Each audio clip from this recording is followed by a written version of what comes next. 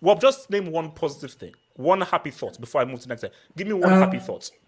Well, Aubameyang came on at the 5th minute and he came off at the 66th minute. Genitalia reporting. Oh my god. Wait, Osuna, are you high? R9 4th and Cristiano Ronaldo 5th. Can I go next? I think Cristiano Ronaldo is the greatest European of all time. And I want to say R9 just because I actually rate him high. HH. It's just that you always say that he had a grenade tossed to his ankle, and he floated or some type of stuff. It's crazy, bro. The streets are saying he's on a mission. The streets are saying that Steve Rogers is on a mission. And I'm going to put out a crazy narrative. If he leads his country to Copa America glory, he is greater than George Washington. He is greater than Abraham Lincoln. He is greater than Steve Jobs. He will go down as, at the minimum, top 3 greatest Americans of all time. He's on that is a narrative that is out there, because I don't want to hear anything about Landon Donovan or anything. That's the thing about that. So guys, this is what it is. So guys, we'll be greater than Landon. Is he? Yes. No, hold on. We'll get. So guys, we'll go country by country. So guys, Copa America. So it has been fully confirmed. So obviously, when we did it before, there were still a few countries that had to go through a playoffs, but now we have the final confirmed groups of the Copa America 2024 taking place in America. So we're going to break that down, look at all of the groups, and actually go through team by team by team, country by country by country, and just give our takes and so forth with regards to what is going to be going down, man. So obviously the big thing is who the hell can freaking stop Argentina now? So you know what it is, guys? A Sunday hanger. And you know what I want from you guys? Like that vid. Subscribe if you're new, and to support the show and support this amazing quality content. I told you, I always go live, whether it's the same time or whoever. Please feel free to send in a super chat. Remember, your super chats and your Dubinskis help to keep this channel alive, beautiful, and well, man. So shout out to all of you guys out there. Shout out to my mods, up with those peace. Shout out to everyone up with those peace, man. So remember, watch out for those polls. So I think the best thing to do is, so guys, what do you think? Should we do country by country or group by group? I guess it's kind of like the same. Let's start with the great US of A, man. Let's start with the great. No. Okay, you know what? So let's just look at the overview of the groups, and then we'll go country by country. So let me just hit my thing. So groups. So where is my? There we go. So guys, those are the groups there. So Group A, Argentina, Peru. Oh God, Chile, and death, baby. Wait. Hold on. So. Ricardo, why are you here twice in one group? How are you in a group twice? Okay, put that to one side. Put that to one side. So let's look at Group B. So, Mexico, Ecuador, Venezuela, Jamaica. Now, is Leon Bailey going to be going or not? We do not know. Group C, US of A, the home nation, Uruguay, Panama, Bolivia. Interesting. Group D, Brazil, Colombia, Paraguay. Vini, don't you dare get groups, bro. Vini, don't you dare get grouped. Let's just pray, Vini, because I'm looking at our group station, but don't you dare get groups here. So, okay, first thing I want to ask is, so is it, so it's Is it first two or is it a third place thingamajig? No, come on. We're not the Euros, man. Top two only. It's top two. Top two all the way about it. All right. Okay, wait. You don't have to throw shots at the Euros, bro. You don't have to throw Hey, shots at the man. European We don't reward losers here, okay? Okay, so let me come to 87. So 87, you're looking at those groups there, and which would you say is the toughest group? For me, I think Group B. Group B is the toughest. Just because, like, for me, all those nations, like, because Mexico we know has been struggling for a couple of years now. Yes, are Mexico still those dudes in 2024? You know? No. I don't. I'm not looking. Wait, hold on. I mean, 87. I mean, we'll have to see because Mexico have struggled, as I said. They did win the Gold Cup last year with their B team, and but like I said, for Mexico, this is gonna be a big challenge. And Ecuador, we know, has been really improving. We saw what they did in that World Cup last year and 2 years ago, World Cup 2020. They were very competitive. They put out great fights against Netherlands and Senegal and Qatar. And Venezuela as a nation has been very good in the qualifiers, guys. They even got a draw away against Brazil. Yeah. And the Jamaica's a team that have so much talent and yet underperform. They're like someone even called it like the England of CONCACAF.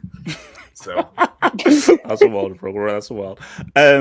So what's it called? The AK. What would you say is the trickiest group, toughest group where you can't really assume, it's hard to call who will definitely come 1 and 2. Bro, it's been a long time since I've paid attention to CONCACAF, bro. But Group B seems pretty hard. I think Group D seems kind of difficult. Because we've seen Brazil, and I'm not convinced here. Paraguay always pretty tough. Colombia, they're going to be a problem if Luis Diaz is going to be there. Don't Colombia have like a big winning streak or something like that? Yeah. No. But and I think they've actually looked good. Now Costa Rica, I don't really know what Costa Rica are like in 2024 though. Are they still those guys? Because they used to be those guys in 2014 and 2018, but I don't know if they're still those guys. But even then, I think that's a pretty tough group. US of A, the Great Americas groups also seems, kind of difficult. I think Panama are pretty good because I remember they beat USA in CONCACAF a couple of years ago, I think. But yeah, let's see. Okay, so let me bring in, I think this is probably a new phase when I was here. So Mr. Rank talks ball, man. So first of all, are you actually from Argentina or have you just taken up Argentina due to Messi tax? I am from Argentina. I'm currently live from Buenos Aires. Oh, guys, I told you, Football Hustle, we are international, man. We are international. Ricardo, I told you, we're making moves, bro. Making moves. Don't worry. We'll get you to replace this bomb, Ricardo, bro. We'll get you. By the way, you're not getting paid. You're not getting paid. Shut up. So Mr. Rank talked about, bro. So, I mean, we're definitely going to talk about Argentina specifically, but just looking at all these 4 groups right now, what group do you think is going to be trickiest? We're looking at all these 4 groups. Trickiest to predict, I would also say that Group B, just because all of the 4 teams look very inconsistent to me. I feel like Mexico is a team that, when given the chance, can actually put up a good fight against a lot of teams. But usually they tend to underperform, especially in Copa America. The last time we saw them here in Copa America, they were destroyed 7-0 by Chile. That is something that we have to take into account, that Mexico really doesn't have a good track record against CONMEBOL. And like Eddie said before, Ecuador and Venezuela are 2 teams that are a bit on the rise, but they are still a bit raw. I don't trust Ecuador in the final third. I feel like their finishing is really bad. They don't have good strikers. And Venezuela are still kind of figuring things out. They are coming together. They are on the verge of probably making their first World Cup ever, but I don't fully trust the process still. At least to make that further step to competing at a big international tournament. And like you mentioned before, Jamaica has a lot of talent, but they never really fulfill their potential. So I feel like all of these teams have realistic chances and can perform on the day, but they are all very inconsistent. So that makes it the Group B really hard to call. So I mean, we're going to talk about Brazil in particular, but looking at that Group D, it would be shocking, but do you worry for Brazil? Looking at that group D, that the unthinkable could happen? I am slightly worried because obviously Brazil not doing too hot in the qualifiers currently, and they did lose to Colombia on the road in the qualifiers. So Colombia has already shown with their impressive winning streak that they are a team that can beat Brazil on their day. and I feel like that game is going to be very close. And like you mentioned earlier, Paraguay is always a tough team to beat. They really struggle to score. Like, they have not scored many goals in the qualifiers. I think only one, actually. But defensively, they are really solid, and their midfield is actually pretty good. And they have given Brazil many, many hard games in Copa America before. I remember both 2011 and 2015, they eliminated them on penalties, quarterfinals. So Paraguay always gives tough games to Brazil. So I feel like Brazil should sort out this group, but it's going to be a bit tricky. Okay, so now let me come on to Ricardo. So Ricardo, first of all, and Barry, thank you for actually even bringing this up. Before I want to hear about anything else about these groups, Peru against Canada. What jersey are you wearing? And also, if you dare do that crap where you're like wearing where you're like freaking Harvey Dent's Two-Face and you're like, let's get half jersey, then I mean, so that first, before you say anything, Peru, Canada, who are you supporting in that game? You can say Japan. You can say. Yeah, I am Japanese too, but this is the Ricardo. This is the Ricardo Derby, as far as I'm aware. I always represent Peru, to be honest. I've never really watched CONCACAF really that much. Only really like the last few years, just because Alfonso Davies, one of my friends, made the national team, so it's been pretty cool to follow them. But I've followed South American football far longer, so I'm definitely gonna stick by Peru. But bro, that shit's not gonna be easy, man. Because Peru right now, they're fucking garbage. Ever since we lost our manager, shit hasn't been sweet. Has been pretty tough. We're definitely not making the next World Cup, that's for sure. But to answer your question about what is the most the triggers group, because basically I put up a poll, but obviously I want to keep this on screen, but currently the poll says, so I said which is the triggers group. Group D has 39%. Group B and Group A are both tied with 29%. 4% is Group C. So everyone's assuming that's America and Uruguay. I would agree that Group C is probably the most straightforward group. Uruguay will comfortably win that group. Followed by that, I think the U.S. should be. Bolivia historically has been pretty not a good team. They're only that good when they play at home, but everything outside of that, they're not that good. Panama, to be honest, I don't really know what's going on with that country. I think they lost today, right, to Jamaica or something. But yeah. So looking at the other groups, then what? Looking at the other groups, I will agree that Group B is probably in terms of quote unquote group of death. Yes. However, I do think Ecuador will actually comfortably place first in that group. I think Ecuador actually have a good team, really young team, very athletic team as well. In terms of Group A, I think it just depends who you are. If you're Argentina, this group should not give you any problems whatsoever. However, if you're Peru, Chile, Canada, it will be a competitive amongst those three, because Chile hasn't been that hot either. I mean, they weren't as terrible. I mean, they're somewhat a little bit better than before, but that's not even that long ago. They're still somewhat struggling. They're just kind of like moving away from the old guard and whatnot. Peru's just a mess, like in general. Like, there's literally nothing to say about that country. So if it's a hazard to guess, Canada to come through. I actually think Chile's going to go through. I think both Peru and Canada are not going to make it. Canada, to be honest, they have not been great as well. They have not. There's so many problems within the federation. I believe the federation is actually bankrupt. Yeah, so that situation was going on. And then I think, like I said, whoever you are, if you're not Argentina, it's going to be competitive. If you are, it should be pretty much a cakewalk. Luckily for Peru, we have Argentina third, so hopefully Argentina by then are already qualified. Not that it'll make much of a difference because we'll probably still lose. But for Group D, I'll be honest, I think Colombia's going to place first.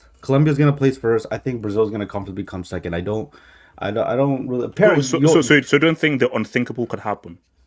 No. With Brazil, look. I'm not saying. Look, if there's no Neymar, then which by the looks there's gonna be no Neymar.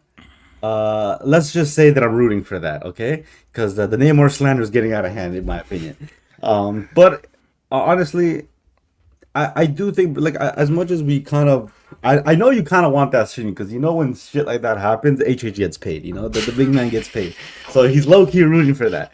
But Paraguay, Costa Rica, I think they're solid tests, especially for Brazil. And I don't know, Luis Diaz has really has been playing really well. I mean, the end product is kind of ass, but for the most part, this guy's been looking like Ronaldinho the past month or so. Wait, So relax, chill. Wait, bro. Ricardo, You I have can't a just question. invoke the name of Ronaldinho like that, bro. well, what am I lying though? Did you see what he did to that Spanish player? I forgot who it was. And do you know who Ronaldinho is? Yeah. Ricardo, I have a question for you on Peru. Yeah. Does Jefferson Farfan still start? Nah, he retired a long time ago. Oh, he did? Yeah, Bro, once we qualified. AK, you might to as the well World say Cup. Norberto Solano, bro. You're gonna say Jefferson Farfan. I saw Hey, respect Solano on dead ball. He's a dead ball specialist, all right. But you know who will be there? You know, but Paulo Guerrero definitely will be there. What? Still? Hey, respect one of the top goal scorers in Copa America history. He has more goals than Messi, as far as I'm aware. So, he'll probably be there. Man, this is the last hoorah. You never know, man. You might become champions of the great old United States of America. Okay, so does anyone have any general thoughts before Wait, before we I get have into another content? question. Yeah, AK, Does go. Chile still play the likes of Busajor and Vargas? If I see Bosojo anywhere near that pitch, I will shoot my TV station. because seriously, I swear people. I swear they put a gun to their head and force because Bosojo, Alexis Sanchez, If Vidal is Vargas. still in that midfield, No, they can't be. They can't be, bro. They can't be. And so Elijah said you have a question.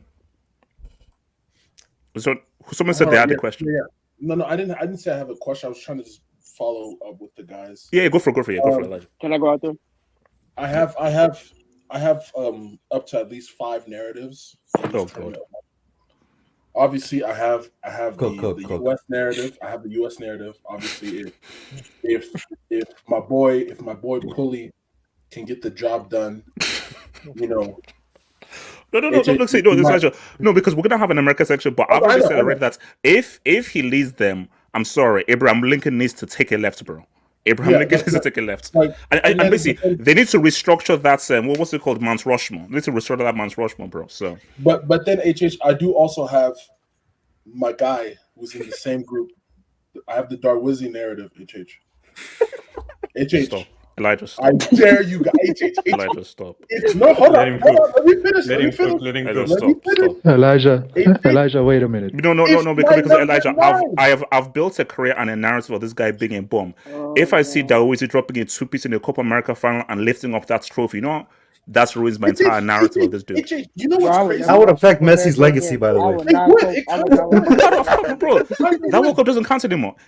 Messi, if you allow Darwizi to win a Copa America, bro, I'm sorry. It's not even that, they've already allowed Darwizi to remember during the qualifiers, he scored twice at the Bombonera.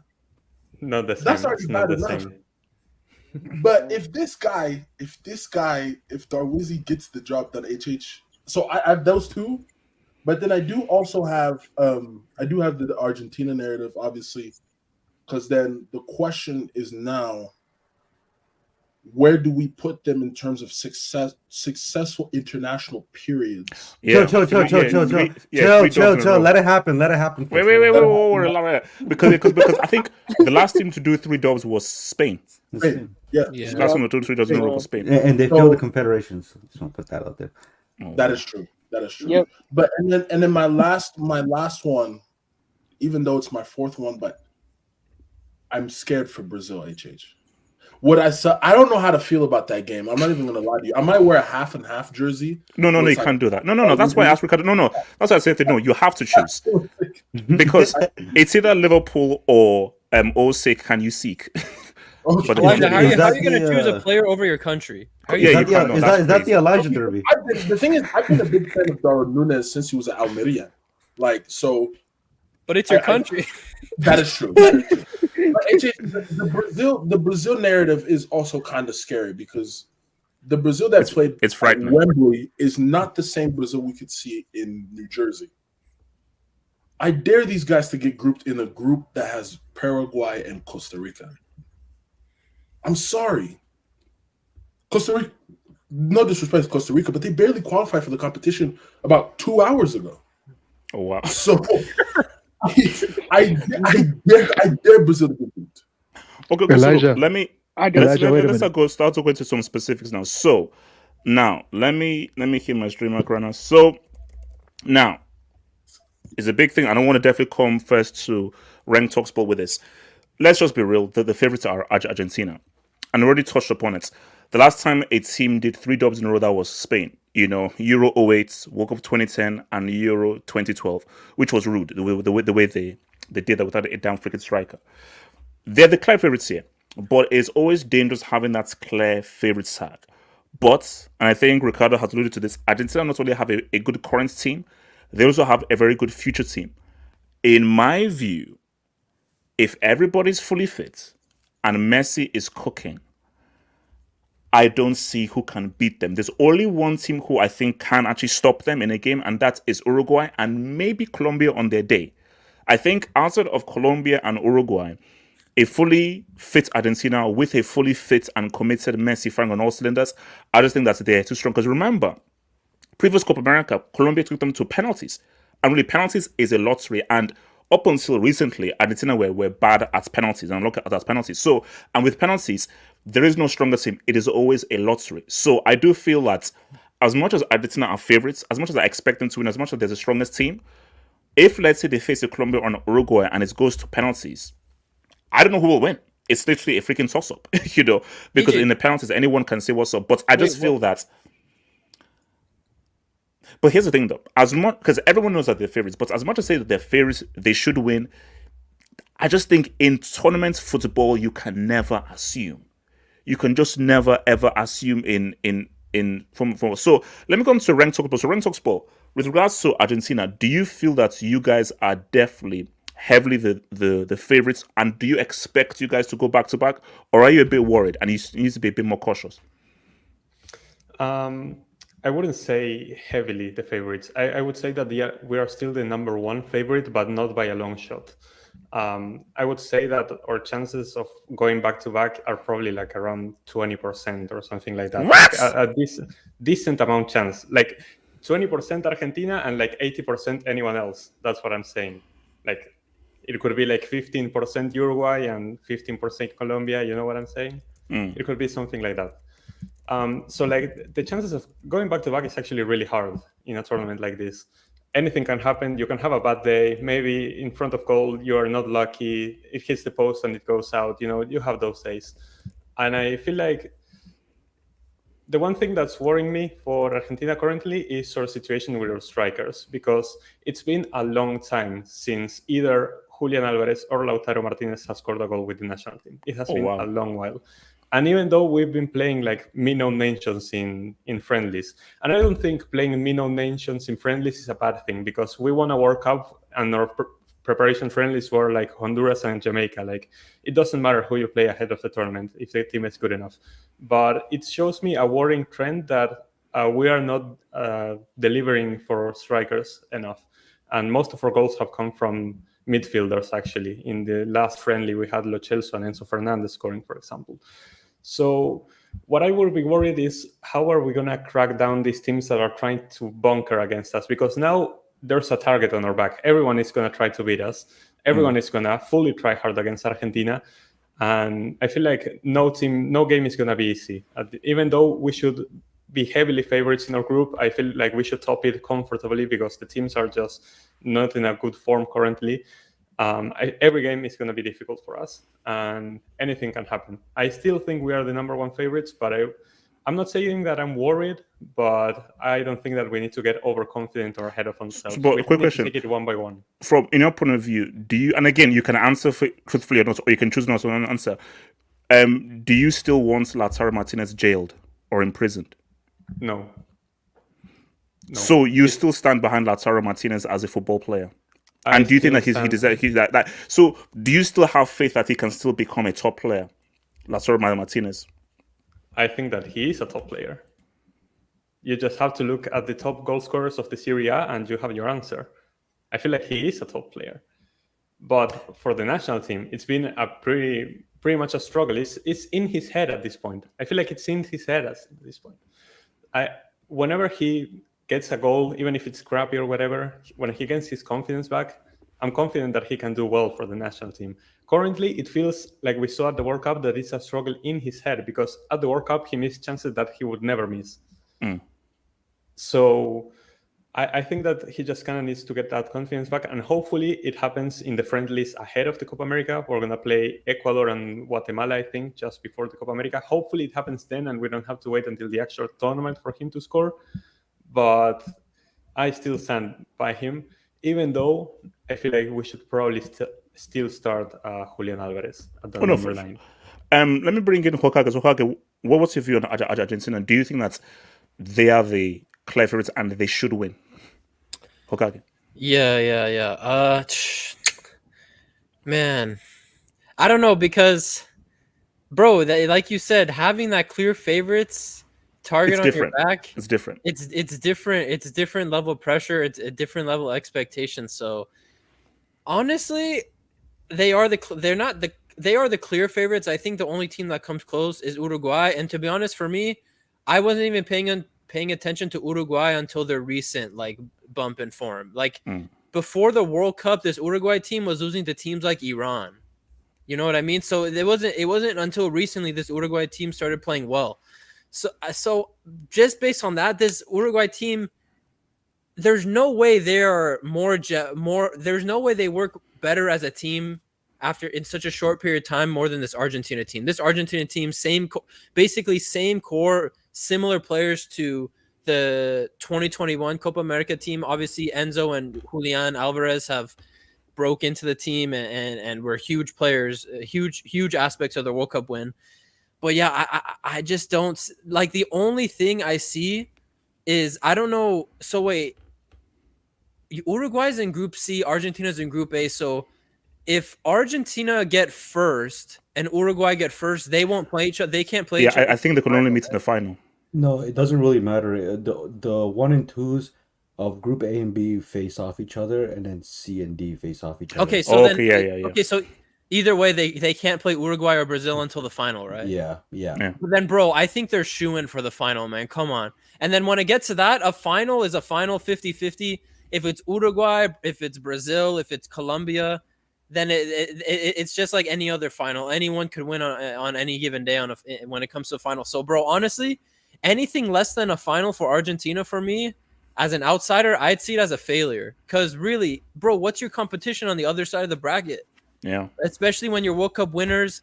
You know, Messi is in the MLS doing his thing, but Messi's still probably the best player at this tournament. So, yeah, I don't think I don't know if Rank agrees, but I think anything less than a final minimum is a failure, to be honest. Yeah. Zombies. So do you agree with that? Like, for Argentina, like, they have to at least make the final to succeed. Anything less that would be failure. Yeah, they have to be at the final. Can you hear me? Yes. Yeah, they have to be at the final. No exceptions. No failure at all. I mean, think about it. You won a World Cup 2 years ago, and then on top of that, you just won a Copa America years ago. So it's like now, as of now, you're on top as far as international wise. So it would be, honestly, it would be beyond a failure, in my opinion, because for you to lose this, especially, So you said a failure to not win it, or a failure to not make the final? Well, a failure to not make the final. But also, too, if you think about it, if they make the final and they lose that'll really be a failure. So really, you have to win it. Oh, no, I mean, no. I mean, look, no. If they make the final and not win it, it's a disappointment. I wouldn't call it a failure. Like, it would be like, oh wow, it's disappointing. I think it would be more of a failure based on just the general talent pool of Copa America right now, which is a lot weaker than it's been in a long time. How strong Argentina is at the very least finals minimum. But if they make the final and they lose the final, to the point that we can't call that a failure. Like, a failure is minimum you make the final, because in the final it's anyone's game. So yeah, and also let them not meet America in that final. So I'm just saying. Well, yeah, that would be But anyway, I'm Argentina. I would literally keep my eye on Colombia, because Colombia can actually do something. And then two, I would also keep my eye on Ecuador. No. We're gonna get to country. So let me come into your boy Black Seal. Your thoughts on Argentina and take your jobs to Brazil. Black Seal. Well, to be honest, I think Argentina should steamroll that side of the bracket because they're not going to face anybody that's from the other side between USA, Uruguay, Colombia, Brazil until the final. So in other words, they're gonna either face either Mexico, Ecuador, or whoever qualifies from Group B in the semis and quarters. So they're gonna have practically the easiest route to the final. The other side is a bloody hell.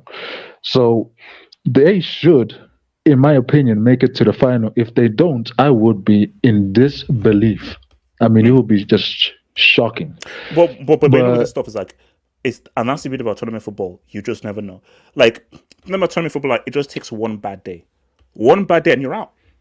Now, my thing is that even if I didn't have a bad day, like, you're so talented, I just don't see, like, if you look at these guys, so Peru, Chile, Canada, Mexico, Ecuador, I don't know how the hell any of these guys beat Argentina, even on a bad day. So it's exactly. I can't it would see actually it. be shocking if these guys don't make the final. It would actually be shocking. I would be in disbelief because Venezuela is good, but I mean, come on, let's be honest. Venezuela is a baseballing country. I mean, they're just starting to be. Ain't doing nothing. Come on, bro, stop it. They're not doing anything. I mean, Ecuador, they just recently lost to Italy, so another disappointment. Mexico, their golden generation is done. Peru, yikes. Chile, I mean, everybody there should just get their asses to a fucking retirement home. I mean, what the hell are you still doing there? And Canada, if they had their old coach, I would say, you know what, Canada can do something here. Canada will probably shock them or something, but I can't see it. Although I will say this, Argentina have problems facing teams that are fast or that come at them with a lot of pace. That's something I've realized recently. So when I look at that side of the bracket, the team with the most pace is literally Canada. Because everybody else, you know, maybe Jamaica, and personally, as a Caribbean man, I would love for Jamaica to do something for the fucking Caribbean, but I have no faith in it. Lastly, Leon Bailey and the whole federation stuff that's happening, you know, so. So I have no faith in them either. So Canada is probably the only team I look at and I say, your pace can trouble them, but you need to take your chances. If not, you're fucked. Also, I need to say one more thing. I still don't understand why Argentina in Group A. It should be USA in Group A because they're the hosts and they should open the tournament, not Argentina. It's American Miami tax. American Miami tax. They're not the winners, though. Yeah. So Ricardo, thoughts on Argentina? It's a narrative there. It's a narrative. Wait, Ricardo, Argentina. No, I think Argentina should definitely be favorites. Really, their tournament's only going to start at the semifinals, which by all measure, I mean, obviously you can never assume, but if things go to plan, they should face Ecuador. I do think Ecuador is actually a very good team, very pragmatic, very strong physically on and off the ball. They do lack a little bit in the offensive, especially against Argentina. Like, they have gone toe-to-toe with Argentina in the past. I mean, when they played in the qualifier, they only won. Argentina only beat them on a Messi free kick at the end of, like, near the end of the game. And I mean, don't get me wrong, they dominated them throughout the course of the game, but it just shows you the quality of Ecuador, and they have a really young core. So really, it's to me, their tournament only really starts in the semifinals, and then whoever they have in the finals, whether it be, in my opinion, it's only going to be between three teams. It's going to be Colombia, Uruguay, or Brazil. They will be battle tested. Sure, disrespecting Pulisic. Interesting. Bro, USA is not doing nothing. I know. I'm listening. Okay. Respect We'll be here in June. We'll be here in June. We'll be here in June. I'm from the US. I want to see them do good. They're not going to do Wait. Hold on, Ricardo. So basically, okay. So this point. So if Argentina make the final, lose the final, disappointment or failure? It depends who they lose to, though. If they were to lose to Uruguay, let's say, that's not really a disappointment because Uruguay have literally just shown that when they played Argentina in Argentina, they didn't win on no fluke accident. Like, they were thoroughly the better side. So, and to be fair, like, Uruguay is just, you watch South American football enough, you know that Uruguay can beat anybody. They have that warrior spirit. You can't outdog them. Like, I don't care who you are. You can assemble the Avengers. You cannot outdog Uruguay. They're just like that, right? Like you see who Suarez is. He's a proper Uruguayan guy. Like that's what you get when you think of Uruguay. I don't think you'll be on the team anyway, so it doesn't matter. But I mean, we'll eventually talk about Uruguay, but the other guys, Brazil. We'll have to see because Brazil, we don't know. But no, trust me, we'll get it. I'm just saying more so. It depends who they lose to. If they lose to, like, all respect to Colombia, I think that they're obviously a good side in this tournament. But based on the perception and the perspective, it's more acceptable for a South American heavyweight to lose to another South American heavyweight. And respectfully, Colombia isn't that, although they are good. So they're it's like. That's how Let me throw this out there, and maybe I'll throw this over to 87. So let's just play a game, hypothetical game. If Argentina win this in style and so forth, better dynasty than the Spain dynasty? Hell no. From 08 to 2012? 87. Hell no. That's a tough one. So if they win it in style. Messi goes crazy. And you look at how they won that World Cup, specifically that World Cup final. You look at what Messi did in the Copa America. What would you, just in terms of how impressively, because I know that Copa America is tricky because there are less teams, there are more teams in Europe, but when you just look at what they did and how they did the it unbeaten record. Record. So basically, so which would be the better dynasty, Argentina or Spain, if Argentina win this Copa America in style? That's a tricky one, honestly. It kind of depends really on the context. I mean, you're saying that they win dominant in the way they do, but like, yes, how many goals? How many goals would you say like in the, like, let's say in the final? How many goals were you saying? No. Let's just say that they win it in style. So they win the final 2-0, 3-0. Messi is the best player, and they're easily the best team. When you just look at what they've done in this few years, would you say that they would have been this would be a much more impressive run than Spain's run? I don't know. It's tough to say. I still think the Spain one's going to be hard to beat. I could actually argue this. Okay.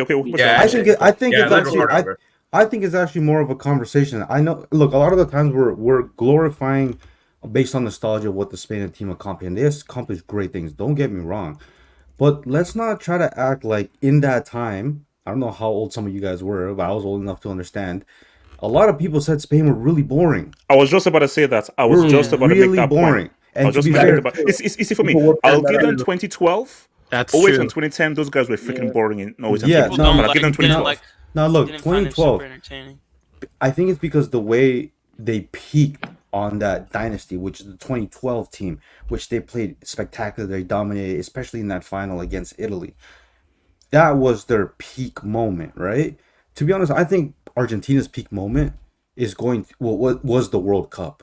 I think that was their peak moment. Now, if you look at who they beaten, I actually think Argentina's titles are more impressive because when they won the Copa America, they beat the defending champions. When they won the World Cup, they beat the world champions. When they won the Finalissima, they beat the European champions. And they did it stylishly. And they did it too. Yeah, they did do it stylishly. And they beat harder teams to get to the World Cup final, I feel like. So, He's not lying. So in this Copa America, I mean, they're the defending champions, so they're actually not going to be able to beat a defending champion. I mean, this is the thing, though. If they win, it just obviously is completely hypothetical. Yeah, hypothetical. It's hypothetical. But on the fact that if they were to win, all right? If they win, I don't think Argentina's dynasty ends there. I'm not saying they'll win the next World Cup because I don't think so. I think they can be somewhat competitive. But they could win another Copa America with the current generation they have, right? Okay, so actually, they could go on a run. So let me bring in ranking. So rank, preach for your boys, watch your boys. So if you guys win this in style, do you agree that no, we can either be the same as that Spain dynasty or even better than that Spain dynasty if you win this Copa America in style based on the kind of run you've had? Obviously, I'm coming from a very biased perspective. I always try to be as objective as possible when I talk about football, but it's very hard for me to comment on the fact. I feel like like Ricardo was saying, it would be more impressive when you look at the run that Argentina had in those tournaments and the matter in that we did it. We in the World Cup, we pretty much, except for the Saudi Arabia, even that we dominated. We dominated pretty much every game that World Cup.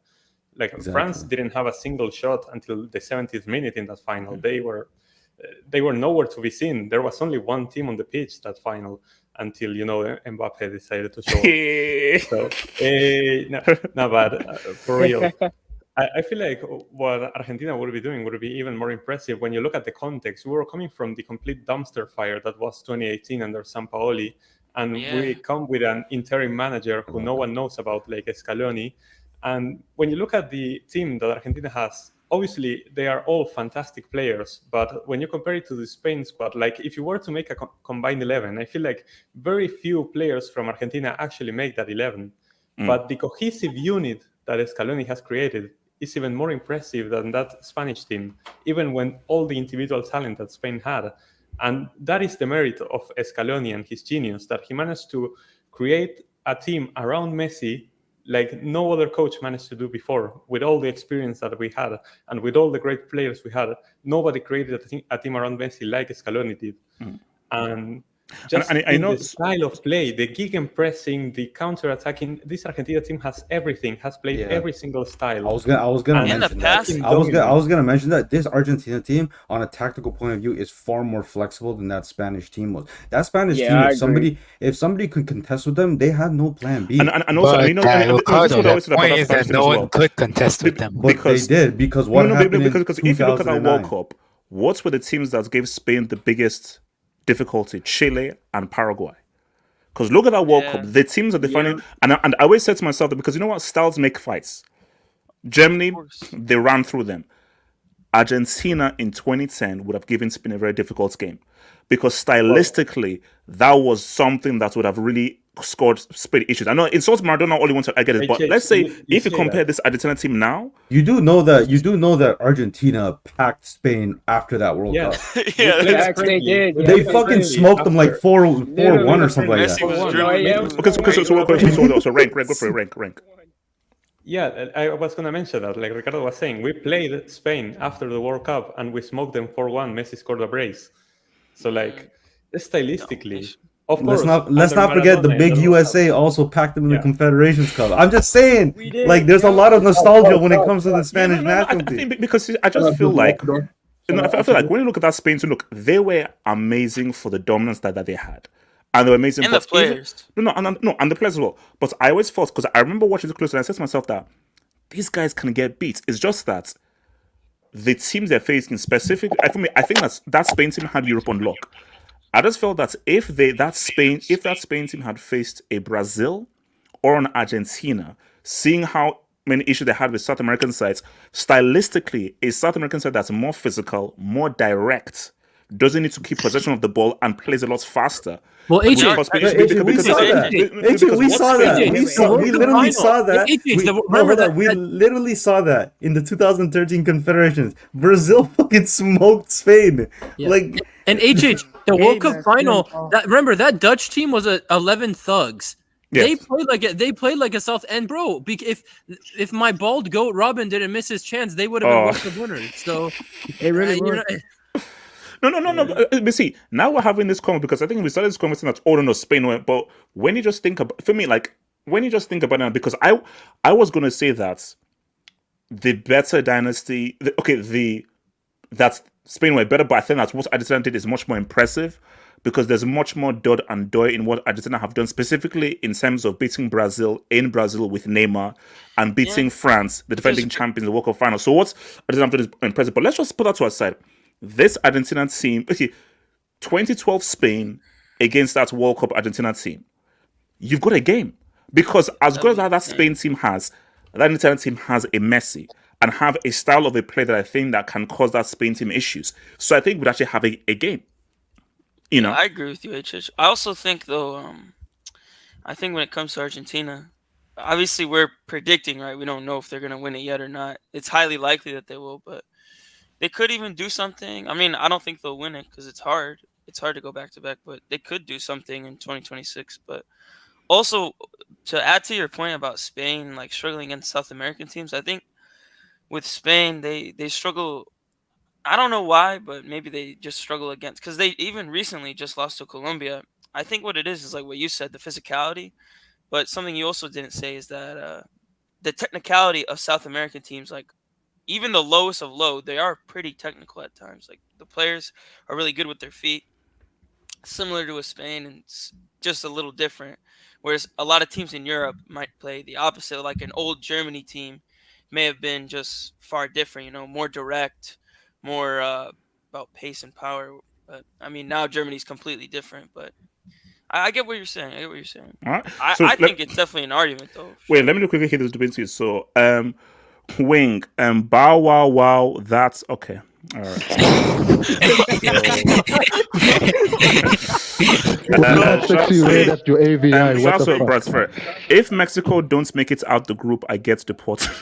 Okay, whoa. Sorry, man. I don't think they're making Actually, it wait, out. hold on. Wait. The ice phone number is accessible. The ice phone number. Dude, Mexico You know what? has home Bro, games. I was Literally. fair. You might get deported, bro, because Mexico. don't sleep on HH, Venezuela. I mean, Mexico. Ecuador are topping that group. Ecuador is top that group. You've got to fight with Venezuela and Jamaica. If Mexico don't make it to that group, they should all be jailed. I'm sorry. Mexico are literally playing in home grounds. They're playing in places where there's a high Mexican population in Arizona, California, and Texas. Then if they don't make it through, if they don't get past a group with Venezuela and Jamaica, they'll get shot. You do realize they got beat 7-0 in the U.S. in 2016, right? You do realize that. It doesn't matter. Yeah, I remember that. Okay, but hold on. Shout out to Money Mates. Wait there. KM7, champions of McDonald's, Hey, no, please don't remind me of that. Oh my. He's gonna get a Big Mac for his man of the match. I mean, why would you change this to McDonald's, bro? I am calling it Uber Eats. I don't care what it is. It is Uber Eats. Wait a minute. We're gonna have Big Mac player. Wait, hold on. Let me. So shout out to Wink. Pulisic will cook that group. Fire. Also, Luis Diaz is fire. Well, we're gonna get to your boy Pulisic very soon. Just besting. Messi wins and Mbappe final loss. I need 80 to suffer. So let me just be fair here. So, and I think Rank, you like this. So, building up to the last Copa America, Just besting is he's obsessed with Neymar. He was fully obsessed, and he was like, "No, oh my gosh, Neymar's gonna win." And then I said to him, bro, I didn't have a chance. And Just besting was like, "Man, I bet you anything that's like what Messi winning an international trophy against Neymar in Brazil." That happened. I did not see Just besting until like a few months ago. So since our last Copa America, he went blank with the America. So hey, Just besting. Look, I can't have Brazil win again because or else me defending Neymar, I'm finished. Ricardo, hold that thought. Ricardo, hold that because I have a Vini narrative, a scary Vini narrative. I need to talk on Brazil as well. So no. But before we do that, me guys, too. I have a lot to talk on Brazil. Me too. So basically, all sick can we seek? So guys, I've got to go to my American peeps, bro. You see? Now here's the thing, guys. Can we get an eagle soaring, please? You have that sound effect? Okay, no. so my thing here is look, America. Okay, look. So okay, look. Let's be real here. And this is Americans. If for America, I think this is ideal because this is a perfect tester for the World Cup. Now, obviously, you don't have European teams, but the fact that Uruguay is a tough team. If you get through the group, you are probably going to face either a Brazil or a Colombia. So even if you don't really make the final or so forth, you're going to be tested against the best of South America, where most of these players play in Europe. So this is just a good test to see how far away you are before you now go to that big one for the World Cup. No one is expecting America to even sniff that final. No one is expecting them to even make the semi-final. Yes, they're on a home soil. Yes, they'll have home support.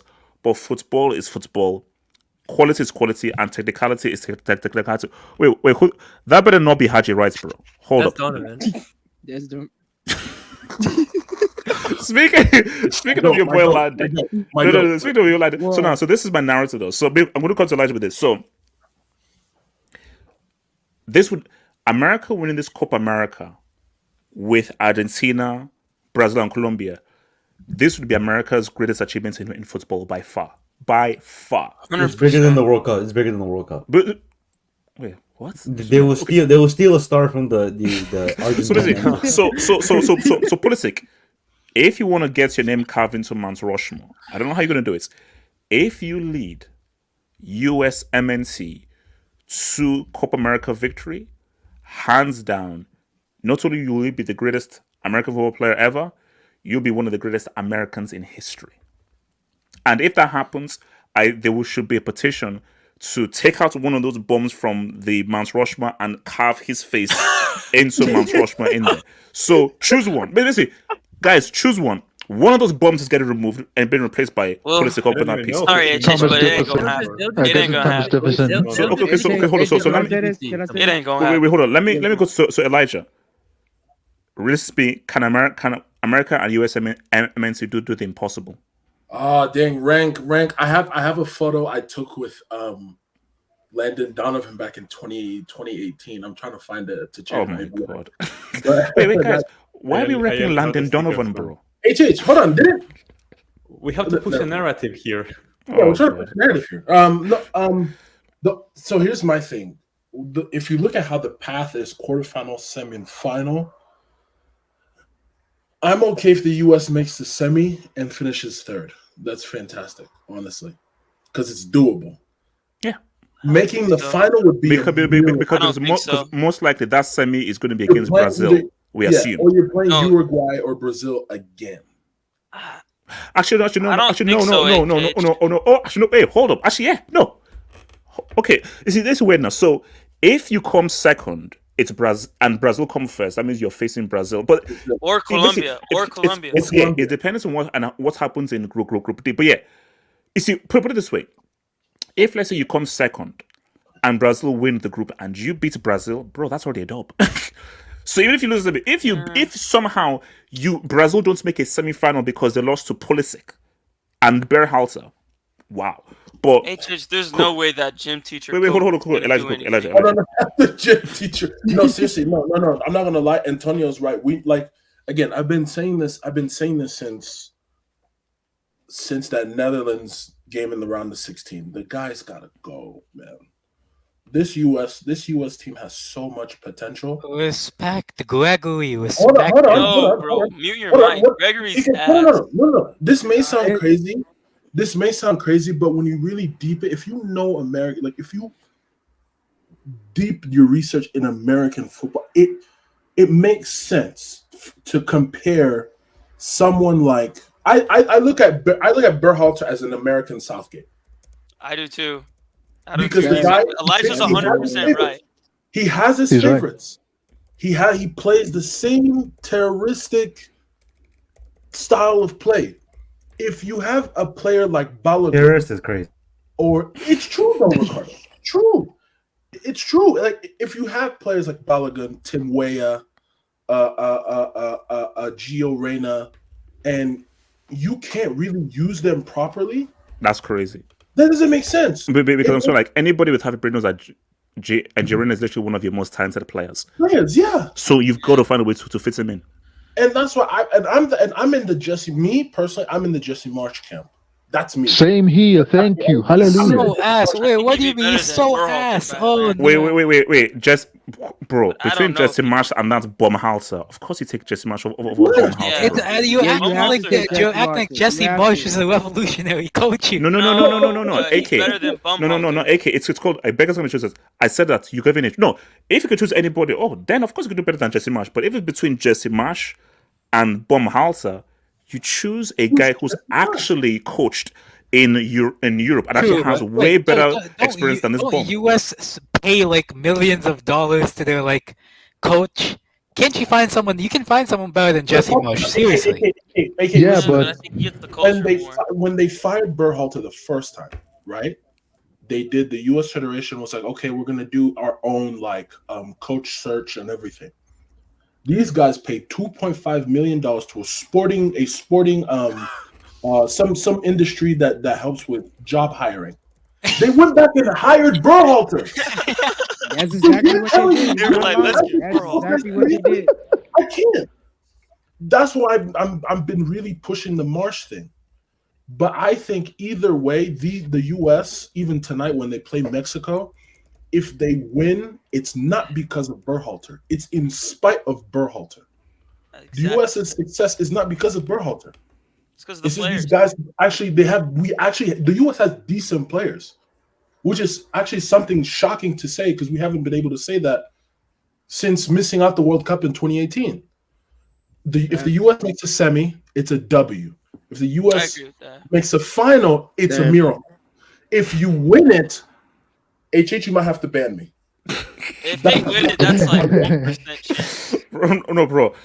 No, that's right. If America win this Copa America, bro, I mean, they are the fifth favorites by the bookies. I just don't see it. Wait, let me come to 87. So 87, thoughts on America.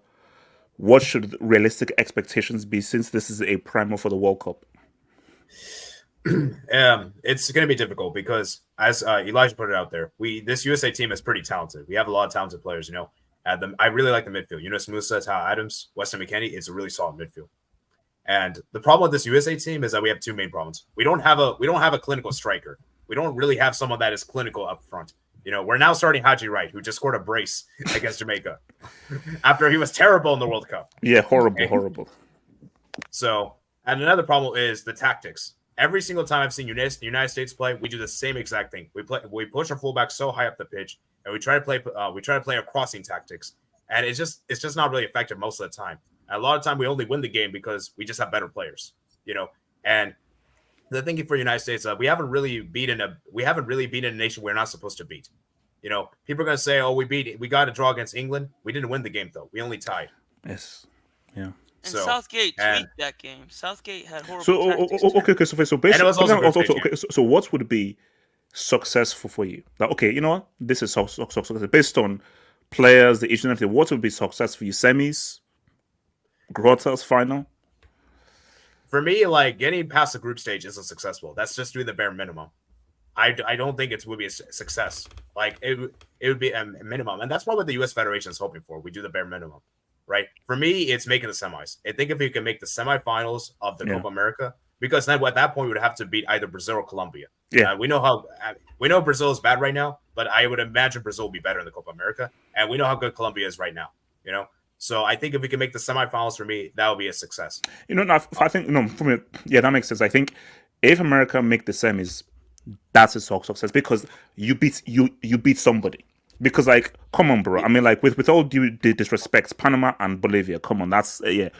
You should be getting to it. So really, it's about Brazil and Colombia. But it's just, I feel like, and this is my take on it.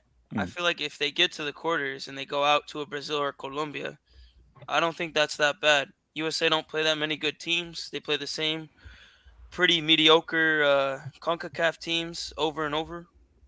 I think I wouldn't say it's a success if they make it to the quarters, but I wouldn't say it's a failure because you also got to realize it's not a failure. They're not, and I'm not saying that you're saying that, 80, but I feel like there's two camps. There's some people that are like, if we don't go to the final, it's like bust or nothing, and then there's some people that are like the opposite, where it's like the bare minimum.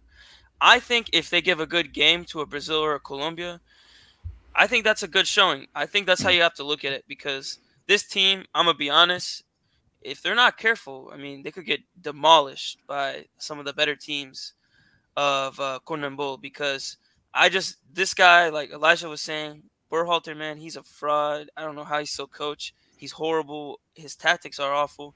I think there is some overrated, like, tendencies with the team, like, people in the U.S. want, like, I don't think the U.S. has ever been, like, this hyped up, in my opinion, at least in a long time or ever, because there's a lot of talented players that are some playing in Europe, and this is probably the best crop ever in U.S. history. But I still think they're not there yet, and part of it is because there's certain players. So do you think this crop is better than the O2 generation? Yeah, I think they're better, but like McBride, Reina. Wait, was Reina in O2 or was he before? Let me tell you why I think they're better.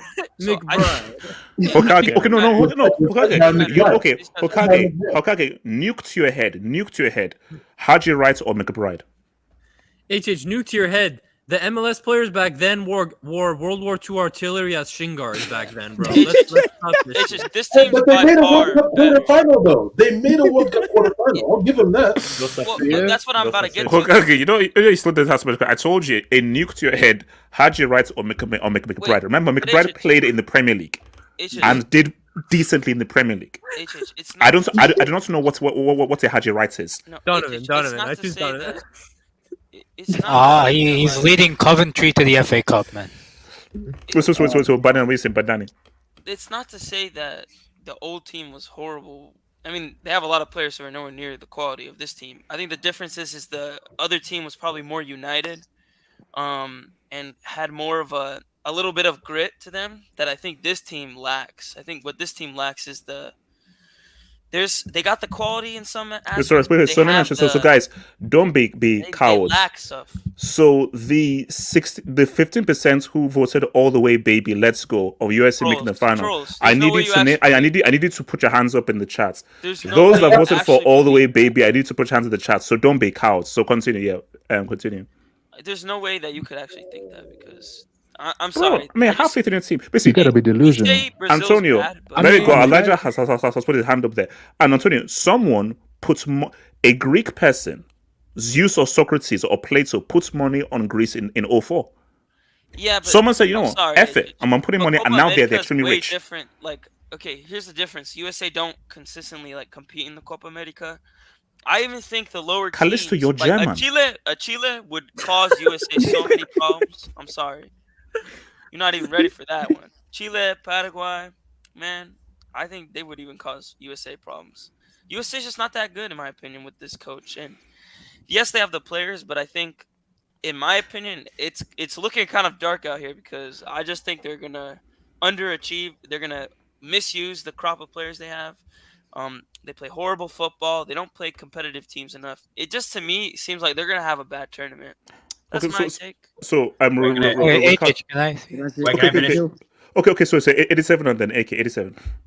Yeah. So I mean, to round things off for the United States, we have to make quarterfinals minimum. Like it's as simple as that, And I do agree. So you're saying which one is that? Is that Altidore? Who the heck is that? Oh wow, Altidore! Shout out to Altidore. I say free Altidore. Okay, so you're saying quarters Treble minimum. winner Patrona FC. Yeah. We have to make it past the group stage, and there's no round of 16 or so. So the quarterfinals is the earliest knockout. So the thing is, for United States, if we give a good game to Brazil, Colombia, lose by respectable fashion, then it won't be too bad. So so if you make the quarters, respectively lose to Brazil, Colombia, give it a good game, you'd be satisfied. Yeah, I would be satisfied. I mean, I wouldn't be. That would be decent, I suppose. But it would be kind of disappointing since we're the host nation. You kind of want to make because host nations tend to do well in the tournament. So, the last time. Yeah. Oh, sorry. Can I say something? Last time we hosted. Yeah, sorry. Go for it. The last time we hosted a tournament was in 2016, and we made it all the way to the semifinals. And I believe we topped the group as well that time. Yeah. So. No, because I think that's a good. Because I think look, it's an Argentinian team though. As a host nation, you should make at least a semis. If you host a tournament, you've got to make at least a semi. Especially if there's no round of 16, you should make a semis. So okay, you always say to yourself that I know that a draw is a draw, but if you're thinking about it, that should they have put USA in Group A? They couldn't because both Argentina and USA are ridiculous to me, but they're top teams. I can't believe Uruguay. Because I'm just saying, this is a pretty raw deal they've given America. We know that. So first of all, they're the host nation, and there should always be a host nation tax in terms of as easy routes as possible. Let's be honest. These guys were invited to this tournament. Yes. Actually, no, that's actually very good. But you're not actually South America, but it's still in their country. AJ, you know what's really sad? We still have to qualify for this tournament, even though we're the host nation. We still have to go through a qualifying match. Yeah, because it's the Copa America. Ricardo, they're hosting. See, I get it. But they're not playing a CONCACAF tournament. They are a CONCACAF team. We're playing a CONMEBOL tournament. Remember when Qatar Wait, played AJ, like two Copa America? That was weird. That was hella weird. I didn't like that. That was under the That old was format. crazy. Hold on, let me bring in AK. Wait a minute, AK. Can you zoom into my AVI? All right. Oh wow. This man, my guy Gregory, he will lead America. He will lead them to the promised land. I was one of the 15% that voted. America will win the Copa America. But AK, you don't. No. Hesitate. You're Do you really delusional, believe bro. that though? Well, I'll be honest. I don't care what trophy he wins at Real Madrid, what trophies he's won at Barcelona. If Messi and Vinicius Jr. allow Pulisic and Joe Biden to dunk on their South American tournament, we have to have some investigation. No, you've got to remove it. No, I'm saying right now, no, AK, I'm leaving the planet. if America win this Copa America, we're taking a star in the UCL from Messi. We're taking a UCL from Vini. Exactly. The only one he has. Hold on. You got So that happens. Vini will have 0 UCLs, and then my Mbappe narrative can now fully real. Now Mbappe will now have 2 World Cups. No. You gotta take a So basically, bro, USA. You know what's crazy? You know what's crazy? The American head coach job might be the least rewarding job in the world. Because if you win, it's obviously a great accomplishment, but nobody gives a fuck in the country.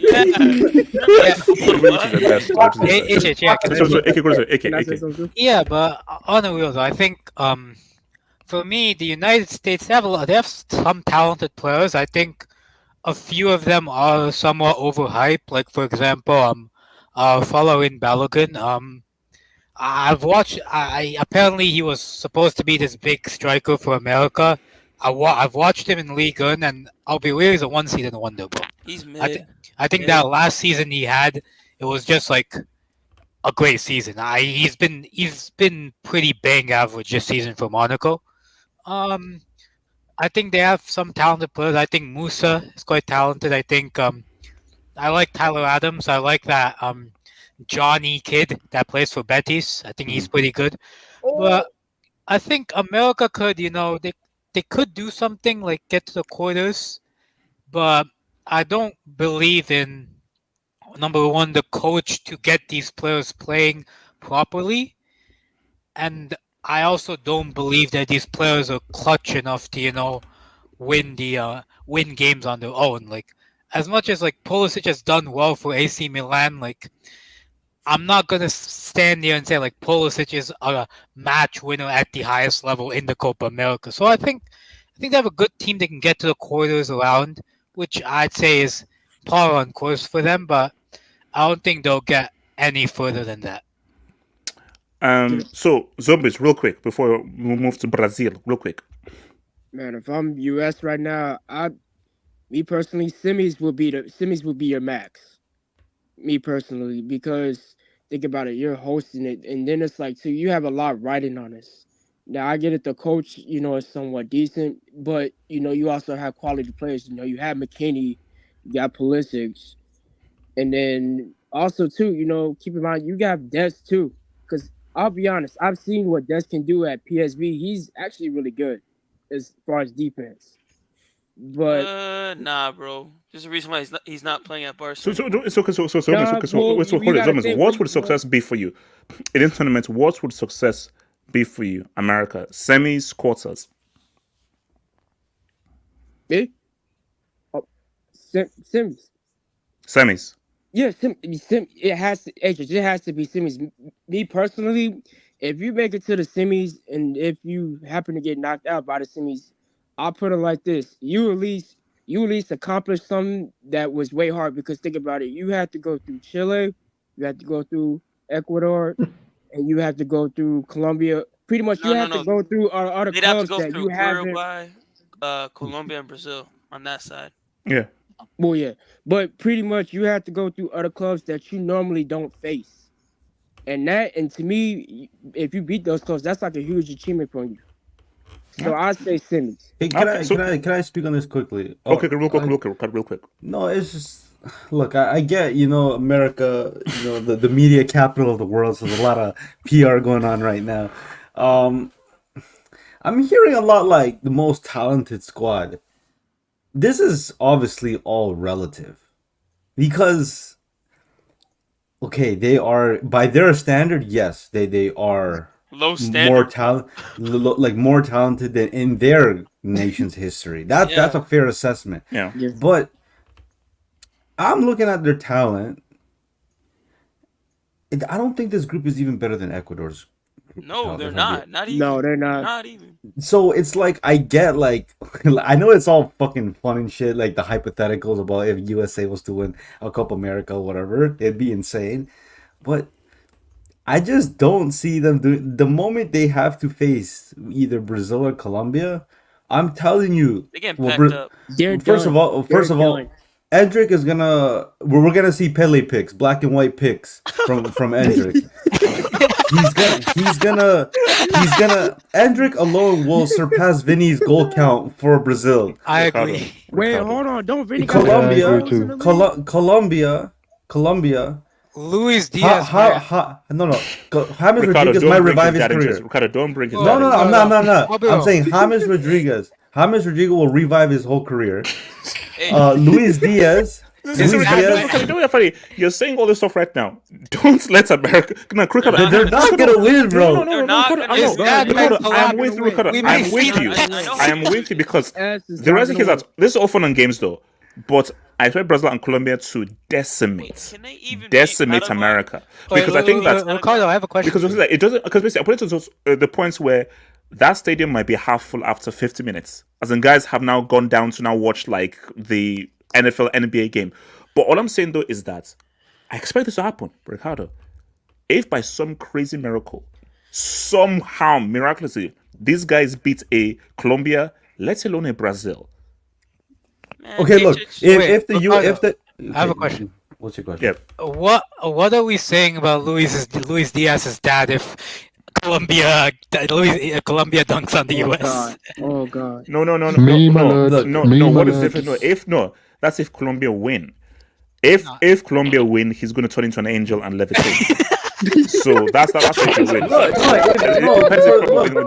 I'm telling you, Luis Diaz. If Luis Diaz is gonna look like prime Ronaldinho out there. Diaz versus Dest. Diaz versus Dest. Bro, I'm telling you, Falcao might make a comeback just for that game itself. I think, bro, Falcao had it. Here's the thing for I did it for all hosts. Fine, lose. What I don't want for a host is to get beat like 5-0 for like a baptism. Like that's not good for a tournament. Bro, that can happen, bro. That's gonna happen. And I say that I don't want that to happen. Like you see, what Germany did to Brazil, I think that was messed up. No, see, that's a war crime. That's an international. What Germany did to Brazil, that was messed up. Can you bring up Callisto's comment? They should have got deducted a World Cup for that. That was an embarrassment on not only the country, on the continent. Wait, hold on. Let me quickly get this quick dose. So shout out to your boy.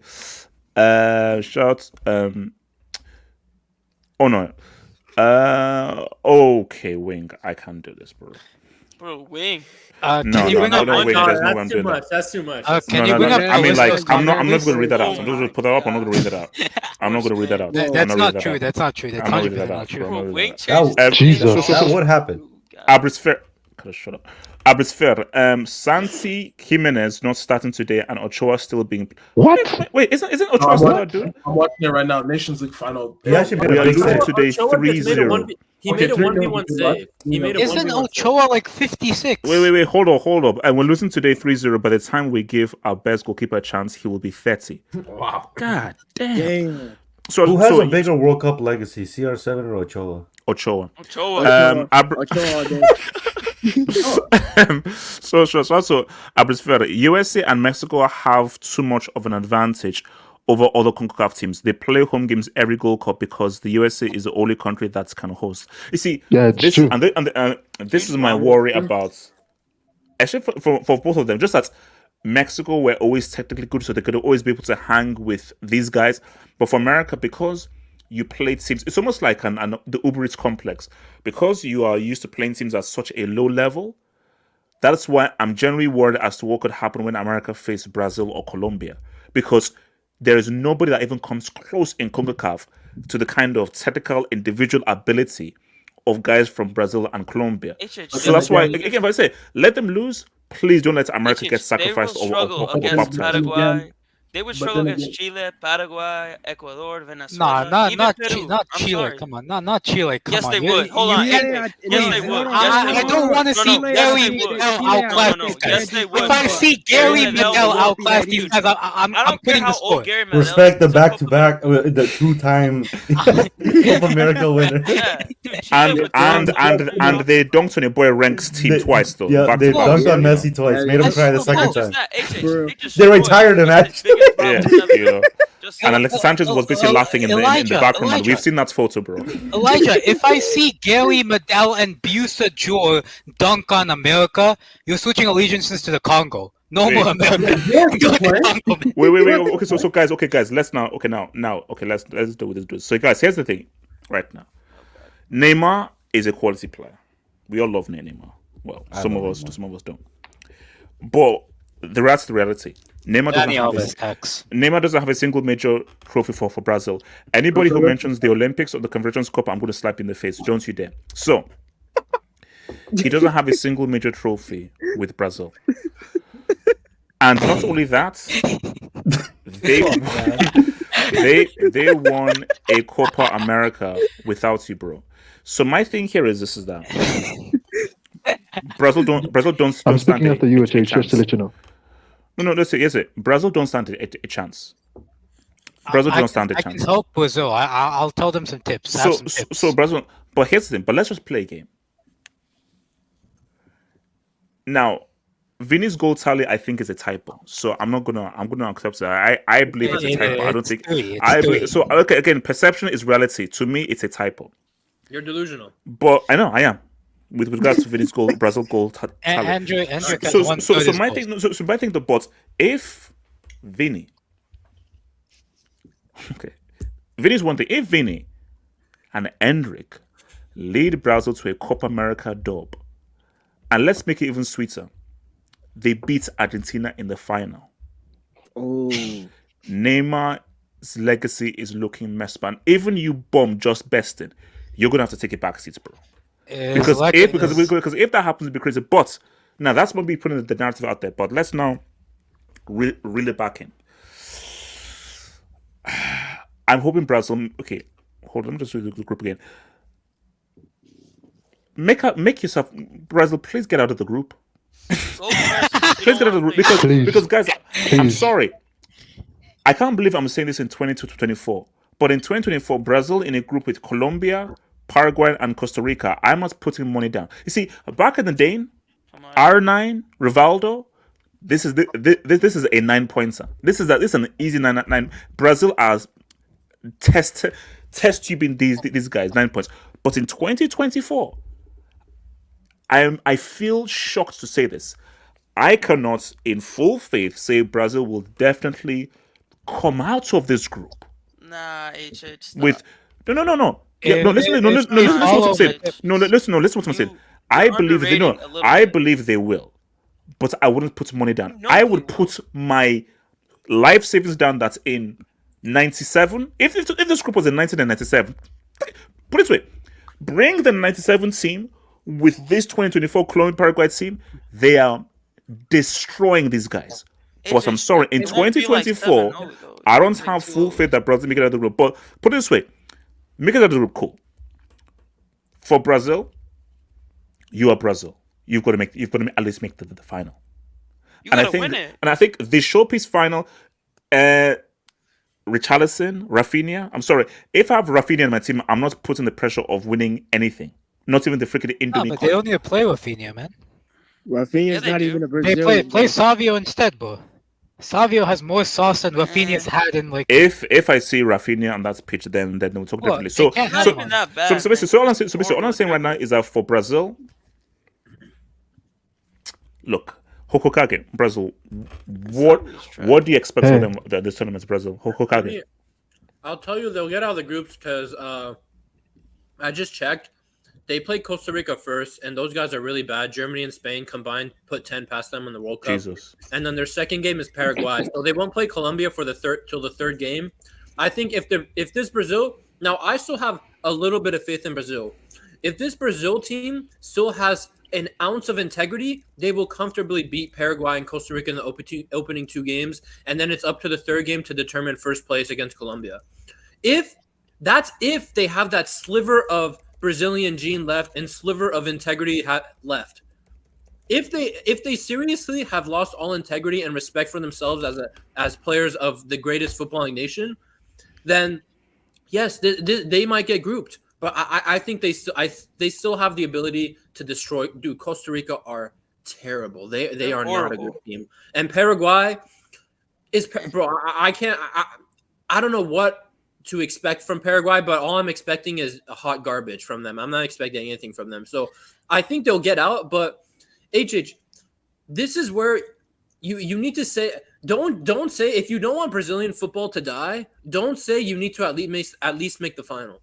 Because that's already the beginning of the process of lowering Brazil's standard. Yeah. Brazil, and then it continually happens. Then the next Copa America, oh, no one's popping off. Oh, you know what? A semis isn't bad. Oh, at the World Cup, semis and quarterfinals isn't bad. For Brazil, but I think here's the thing, though. Wait, hold on. Brazil is Brazil. Every Brazilian fan should expect a win at this Copa America if you don't want your country to go down a shit show for the next 10 to 15 years. But so they're not. Okay, Antonio, what are you saying? They're not like the best in Copa America. So like, if they lost to Uruguay, I don't think that's a bad thing. But it doesn't. Wait, hold on. Let Coca finish this point.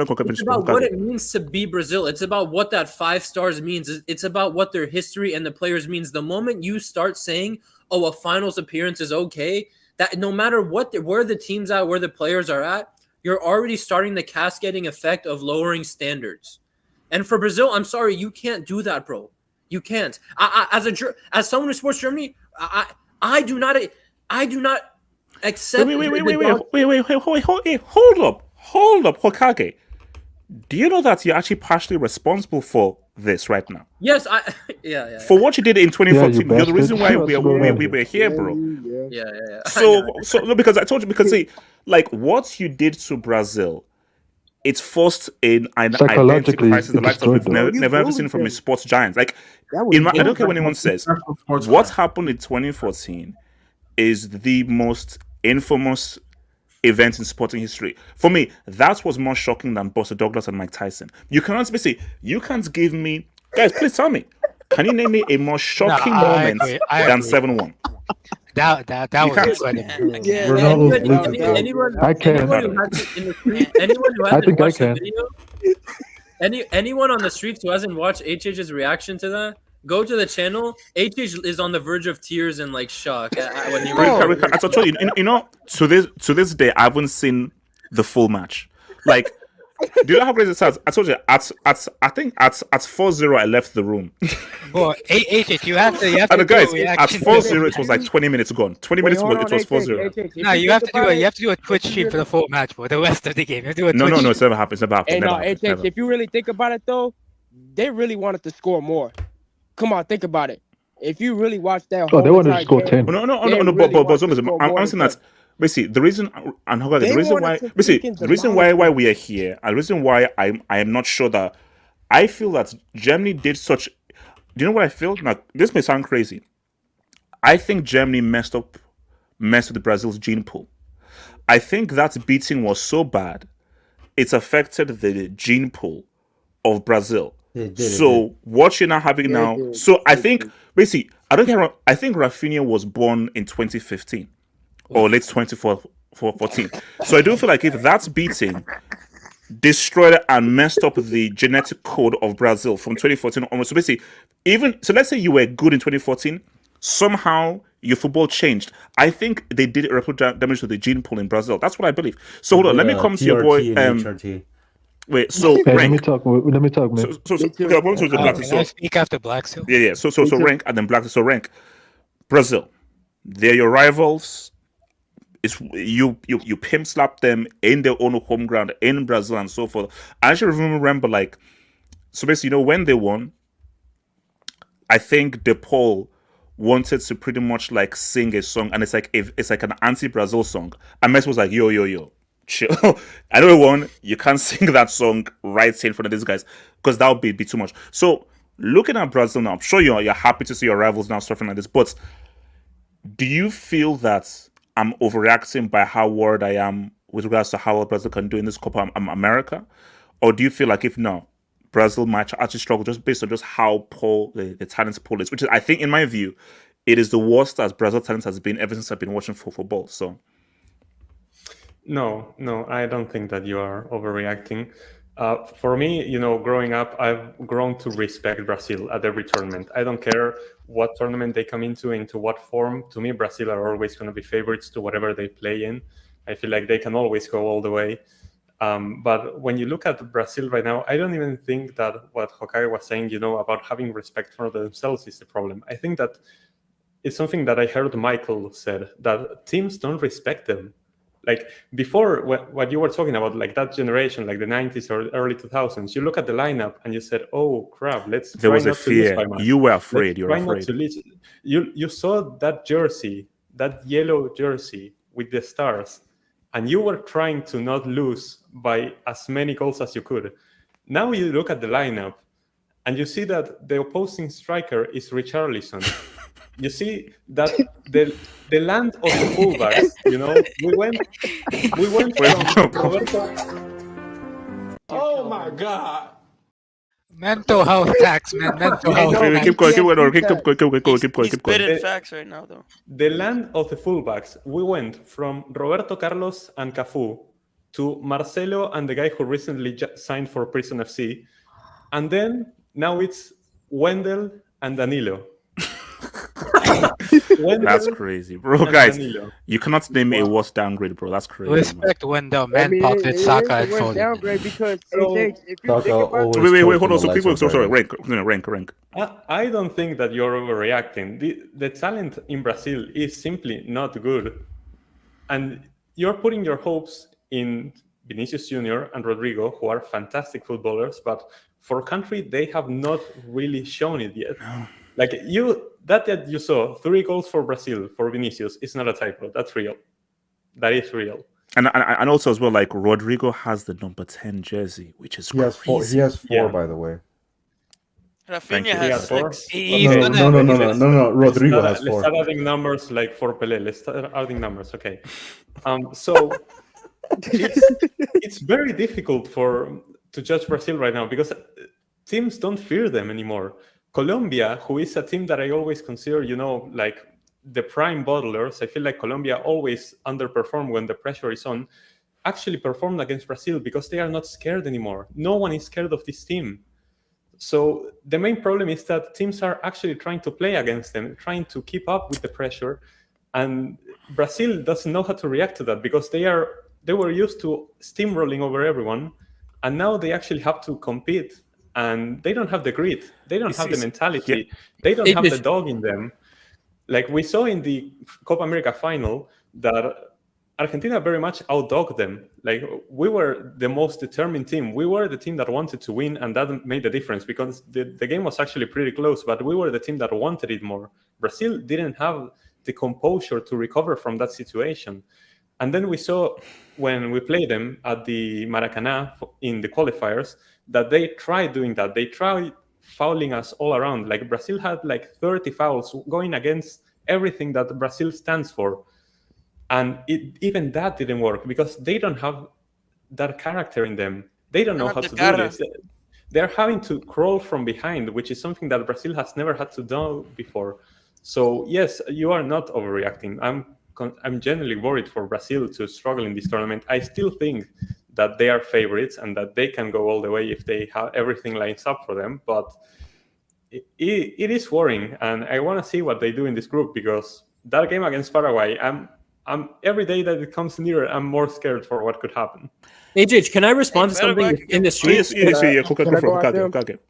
When we brought up Wendell, we brought up Wendell and Danilo, the streets were saying Wendell was all right. He pocketed Saka, but that's not the point. It's the point that Brazil consistently for 40, 50 years had the best fullbacks just coming out of their country. Yeah. Now the best, true, Wendell, like he was impressive in the Porto game against Saka, don't get me wrong, but that's just not the standard Brazil wants to be. It's not the standard. It's not the standard. They want to be, bro, at this point, I don't know now, Rank, maybe maybe Ricardo knows.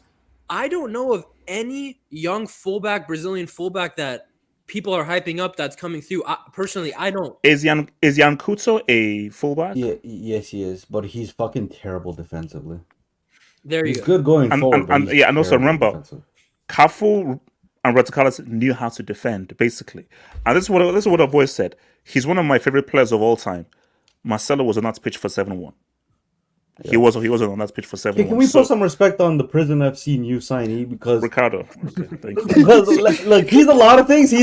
I'm not denying he's a lot of things. But you cannot hold on. Wait, hold on. Because you know the time where you should read the room. Like no. I understand, but I'm just saying. Look, don't get me wrong. The generation has been a disgrace, but that one guy, he's one of the only respectable players alongside the names of Neymar. No, it is. No. But we see. But one thing that Rank said that was very key before coming to Blackstone and then Elijah and AK is that fear factor, man. Is that when you were just even in the tunnel and you looked to your left, to your right, and you just saw that jersey, those players. So you already lost before you even kicked the ball. And why I said this is scary is that these guys are not afraid of Brazil. And that was a huge thing because you have to understand that Brazil built a fear factor from like 1958. From 1958, 50s, okay, late 50s, 60s, 70s, 80s, 90s, those guys built that fear factor of like, that Brazil jersey, it means something. And even if it's a competition, you're just in the back of my mind, man, we're playing Brazil, or this is Brazil. And bro, as I said again, this is what I kept telling guys in to keep talking before. I think it's Copa America in '97. Please watch what Ronaldo did in that Copa America. Because remember, I watched that thing like Copa America '97, and I think they know in '99. Romario, and I've never seen a player or two players rip up a tournament like Romario and R9 did. The closest is obviously what Messi did in the last Copa America. When you look at what R9 and Romario did in Copa America 97, 99, I've never seen players destroy a tournament like that. But from that to this, the fall-off is crazy. But as Ryan said, is that people are not scared of Brazil anymore. And that's dangerous. So I'm looking at that Paraguay game and that Colombia game. Are we sure Brazil beats Paraguay and Colombia? I'm not sure that they freaking do. They're going to be in a freaking game. So that's the thing that's, I'm like, because I put up a poll here, and guys, wait. So people have said that, so 38% says semis max. So 60% say grouped. Now, I'm hoping they don't get grouped. All I'm saying, those guys are just be very wary. So, hold up. Where are we? So actually, no, let me come to your boy. Elijah, then AK. Elijah, go for it. I'm sorry, Belhart starting with his terrorist tactics is pissing me off. I'm watching it on my other screen, but I've heard everything that's been said. HH, it's sad. I talk to my dad from time to time. He's sick, and he'll tell me about the Brazil of when he was growing up because he's in his he's going to be 70 this year. So he remembers the Brazil of the 50s, or the Brazil of the 60s, 70s. And just the style of play. But then when we watch games, he's like, I can't watch this. Like, it's unbearable to watch. And that's really sad to see because there's no other nation, in my opinion, that comes close to when it comes to standards, winning standards like Brazil. But because, one, I don't think they've been winning as much, that's why the fear factor is also gone. I mean, the most recent thing they won was that Copa America in 19, I believe. Yeah, that's it. But when they won that, look at who they had. They had decent players. They had decent players. Your Firminos, your Coutinhos. I mean, can I say Everton was decent? Like, they had a roster. I know exactly. For that, he was a one tournament merchants, bro. So. Exactly. That tournament more legacy than Neymar right now. So. And he played his position. Yeah. Oh my Jesus. Yeah, that's very true. But it's sad. It's really sad to see, and that's why I'm really sitting in like the fact that Okay, but do you see a scenario where they get grouped? Who's their first game? I think it's Costa Rica. Is Costa Rica. It's Costa And Rica. Paraguay. Yeah, Costa Rica's their first game. You have to win Costa Rica game 1. So here's the thing. Okay, here's the thing right now. So if Brazil, let's say they draw against Costa Rica, then let's get. Oh my God! God! For some reason, Costa Rica hold them to like a 0-0 or a 1-1, then be very. Then I'm worried. I Can I speak, because HH? if you lose that, then that means that literally your No. Okay, wait, hold up. They're not losing to Costa Rica. I'm saying that if they draw, that's almost as bad as a loss because if they draw, now it's pressure on those 2 games against Paraguay and. Can I speak on this, HH? Yeah, Black Star. Yeah, because if you Elijah, and then Black Elijah. I was saying, say you draw that first game, you give Paraguay hope, and Paraguay, from what I've seen in terms of qualifiers, in a way they're a bit of passion merchants, which is okay, but they could show up. And the other thing that bothers me is who is coaching this team. Dorival Jr. New manager. His first game was against England. So is he an interim? And no, he's the new coach. He's the permanent coach. Okay, Ancelotti thing is done. He's not. That's not. Yeah. That was. It's done. That's what I wanted, because I just feel like another thing is like they're so unstable in terms of management that also messes with the flow of the team. I'm gonna even go further in my opinion. HH. I think the fear factor in terms of Brazil slowly peaked its head in 2012 at the Olympics, because that Olympic team was most of them were on that 2014 side. So the guys that lost to Mexico in that Olympic final ended up being in the 7-1 team. I think that's where that started. That's me. I don't think it was really 2014. It started with Mexico. Okay, so let me bring in Black Seal. So Black Seal. From Brazil. Yeah. Okay. First of all, let me speak on something about the fear factor. In my opinion, the fear factor Brazil ended in 2010 because the team that we got in 2010 was not, and I repeat, not what everybody expected it to be. Because what did we expect in 2010? We expected Adriano, Robinho, Ronaldinho, and Kaká to be the main stars. Adriano was supposed to be in his prime. Kaká was supposed to be in his prime. Dino was supposed to be in his prime. Robinho was supposed to live up to his potential. None of that shit happened. So what do we get? Okay, Robinho was still there, but we got practically what should have been a B team in 2010, because that was never the team we all expected it to be. So that's where it started, in my opinion. Now let me come to this current generation. Vinicius Jr. is the second best player in this whole freaking tournament. Let me repeat that. He's the second best player in this whole freaking tournament because Neymar is missing. This is his chance. It's his moment. It has to be his tournament. He has to show up because the new coach for Brazil just happened to be the same guy who gave him his first chance in Flamengo. He also won a Copa Libertadores for Flamengo. So he has a bit of, experience in tournaments. But recently, in this recent match, and even in recent matches with Real Madrid, I see Vinicius and sometimes I feel like he plays with his food in the sense that he should score more goals in certain games than he should. And the problem with Brazil is, Brazil have amazing defenders. Their best players are central defenders. They are producing incredible central defenders. Sure, they're not producing the great fullbacks, and I think that's what's missing. For Marquinhos, I don't care what anyone says, bro. So, no, okay, fine, no debate there. Hell, I'll take Bremer and Militao and Marquinhos at this point. Yeah.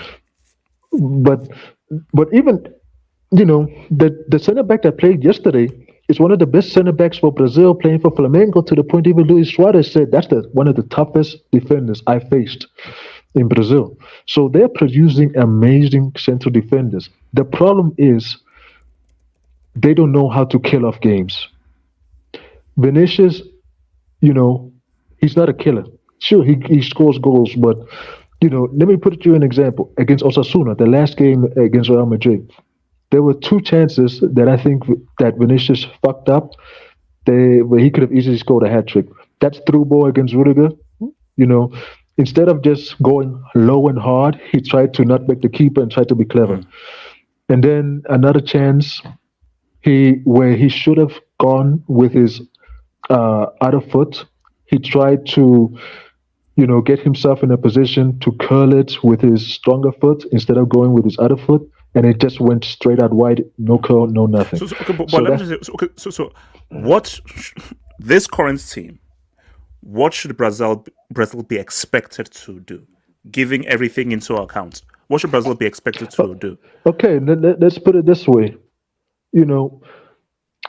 Vinicius will be the star. He's the main guy now. He has to be the main guy. He has to take up, but he doesn't shoot a lot. That's something that I've noticed. Rodrigo, when he gets an opportunity, he shoots. He doesn't care. Vinicius doesn't shoot a lot, and I think Vinicius is actually a better shooter than Rodrigo because we have seen it many times. He can shoot. That man has power in his legs. So, I actually believe that he needs to take more shots. He needs to, in a way, be more selfish, but in a good way. The midfield, hopefully Casemiro's back. Bruno Guimaraes will probably play. You didn't answer my question. What should Brazil be expected to do? Given what they're right now, what should be expected to do? Win this. To win the whole it's a goddamn failure. thing. Yeah, win the whole goddamn thing. With Richarlison as striker. Oh hell, my god! Okay, now you're making me hope, man. I'm sorry. Like these are, I have to take this into account. So I know it's Brazil, but they should be expected to win with Richarlison as striker and Rafinha as the guy who sells fruit. Can I speak after this? No, okay. Rafinha would. Look, Rafinha only plays because he's a workhorse. He's good defensively. He goes back and defend, but Rafinha is not going to play in front of Rodrigo. Ain't no way in hell that's happening. No Savinho. He shouldn't, and if he does, I'm shooting Dorival Jr. in the goddamn face. Okay, Savio was not that good. Wait. Let me. Because I want to give everyone a chance to speak. So guys, everyone have a chance to speak. So hold on, AK. Yeah, Girona, not Brazil. AK. First of all, before I get into Brazil, what they should do is I should give a life story about the 7-1. I remember it vividly, bro. I mean, I was at a dentist's office.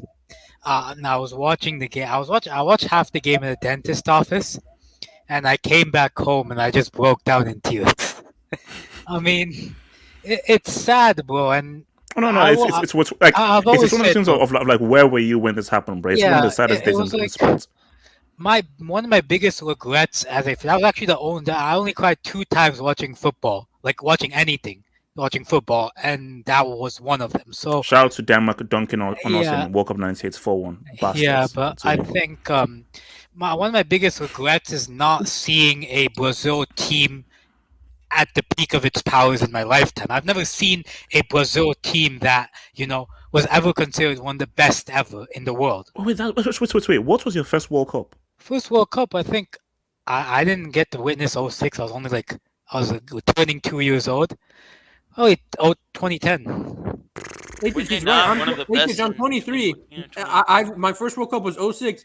Bro, there's no Brazil team that's been like pound for pound best team in the world, fucking. And I'm 23, bro. I'm born in 2001. Actually, it's true. That's crazy. So yeah, so for guys who your first World Cup was, let's say 06, you've never seen when. But the thing with 06 though is that even if those guys flopped and underperformed, there were still those stars. But yeah, you've never really seen when Brazil were Brazil, which was before 06. It was an incredibly big regret, and I mean, it was the thing, HH, about this Brazil squad in Copa America. Like, there's not a lot of star quality or star talent that you can say. I think Vini has to be that guy. I'm sorry. he does well for Madrid, but for Brazil, this guy No, is he god doesn't show awful, up. man. Like we have to be fair. He doesn't not show up I for mean, Brazil enough. Rodrigo might have to rub R9's legs to get some more magic. Stop it. No one is rubbing anyone's legs, bro. Bro, I watched that I watched that video, and bro, I don't know what was going on there. But I think for Brazil, here's what they need to do. I think Alisson has to be an undisputed starter. Alisson, in my opinion, would be the best goalkeeper at that tournament if he goes the Copa America. They can't bring Marquinhos on the plane. Like, let alone starting him, don't bring him on the squad. Don't let his energy infect the rest of the squad. I think the starting defense should be Gabriel and Militao. Yeah. I think that's a good defense. Two really high quality center backs. They don't have good fullbacks, but bro, as much as we're criticizing Wendell, like he's the best left back they have. That's messed up. And that is messed up. It's sad, bro. I mean, Samuel Lino can do a job there. I think he's been good for Atletico, but even he's played more as a wing back than a left back. I don't know if he's gonna fit in a back four, but him and I'd still play Jan Couto. I don't care if he's trash defensively. I'd still play him. I need some sort of sauce on that pitch. AK, can I ask you a question first? Yeah. Would you play a 3-man defense or a 4-man defense? Would you rather play a 3-man defense in order to allow Jean Quarto to play and to take away that defensive? I don't think Jan Couto's that good of a player for them to sacrifice the way they set up a defense for him. Like, for me, you don't. Firmino's washed. Man. Firmino's stinking it out at Saudi, man. Let's be real. I'm taking Firmino over Richarlison, bro. Anybody is, bro. I mean, I think they have to play like. Oh my god. Bruno Gimlish is trash. So what do you expect of Brazil in this Copa America? People say they have to win it. Yes, of course. That's always the expectation for Brazil. They have to win it. But for me, it's like. Who's gonna? For me, we're looking at a position where like Endrick should be a necessary starter for Brazil. Who's gonna start over him? We're at that position. And the dude is 17 years old, bro, as well. Yeah, I mean, you see, my thing though is because I'm just talking about just big picture here. Are we saying Brazil? Oh, wow. Congratulations, Elijah. wait. That's probably your team as well. We saw America, but should Brazil be expected to win this though? That's what I'm saying. Of course they should, bro. I mean, the Brazil 5 stars, Seleção. You talked about earning the right to be considered favorite with England yesterday, right?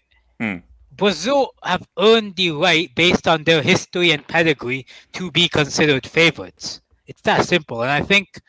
No matter what Brazil team you bring, in order to preserve the standard, the history, the heritage of Brazil, they have to be favorites. Like they have to be considered that, despite whoever's on the team, whoever's on the team, because they are Brazil. But if you're talking to me just based on team, bro, let's be real, bro. Argentina have a better team than them. I'd argue Uruguay are more cohesive than them. Colombia can do something to them. Yep. But see, my main thing is that as long as they don't get rich. Okay, so let me quickly come to Ricardo real quick. So Ricardo, real quick on Brazil and the expectations for this Copa. I think with Brazil, I have a different take on Brazil. You definitely are right that they have lost that fear factor that was built upon them. But there's actually a very more honest conversation to have about Brazil. This is a country that, compared to other nations, maybe you can say Italy, but that's pre-World War II tax. This nation has clearly gone through 2 golden generations, okay? And this is where majority of their World Cup success has came through. Let's not make it seem like World Cup that Brazil was relevant in every decade regarding the World Cup. They did it through the late 50s, through the 60s, and just when the year turned to the 1970s. So really for the majority of the 70s, they weren't there. The 80s, they weren't there. The 90s, they weren't there. They were probably in the conversation, but living off reputation. In the 90s, of course, they won midway through. However, that was another golden period where you had the transition of the handing of the baton from Romario to Ronaldo. Like, in my opinion, I think Romario doesn't get the credit he deserves. Romario was that. No, I swear, that was my first. My first World Cup was '94, bro. If we're being honest, if we're being honest, he's probably the second greatest Brazilian right after Pele. I agree. And I don't think people really want to. I get that because Ronaldo, he was more exciting. He was Romario after Pele. That's a statement. It's not because bad it's not really much of a crazy statement because Ronaldo had that fear factor, like he was a menace. Well, let's be honest. Romario was a better footballer than Ronaldo in terms of the overall package. What Romario had in his game. I mean, what's the difference? He was just a clear-cut baller. It's just like, oh no, don't talk about Ronaldo. But anyway, that's a different convo, man. That's a different convo, man. Uncomfortable combos. Hey, look, Romario, that's a wild. It's really not that wild because Ricardo, like, I watch Impossible Technique like almost every other day, so I know that's YouTube video. Okay, but anyways, back to the convo. So Brazil had the luxury of having two outstanding golden generations, right?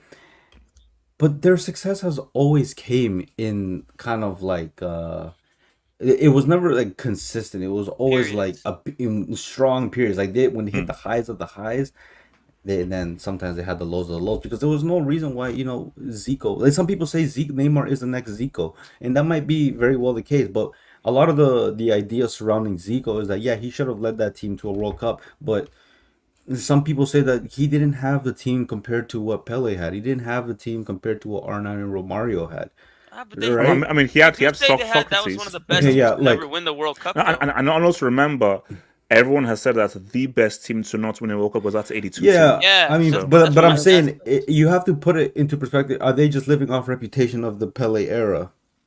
I mean, this is kind of what happens when you're team. But Ricardo, I'm not denying that they didn't have good players, but was the generation as star-studded as what Pele had? No, true. No, but what I feel now, maybe I'm wrong. Maybe I need to revisit and go back to the 70s period, the 90s period before 1994.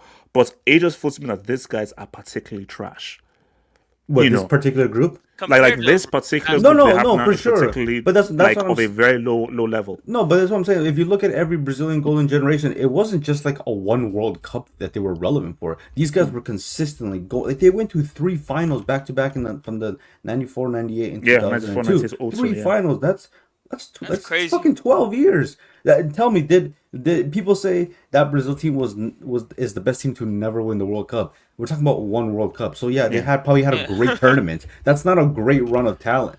But anyways, they definitely lost their fear factor. And look, on this channel, I have defended Vinicius so many times because I remember a year or two ago, before he had that breakout season where they won the Champions League, we were having very different conversations about Vinicius, and I always said, you can look at the tape, that you just gotta wait. Like this, I'm telling you, this guy is super talented. He's gonna come through, even though he played for Real Madrid.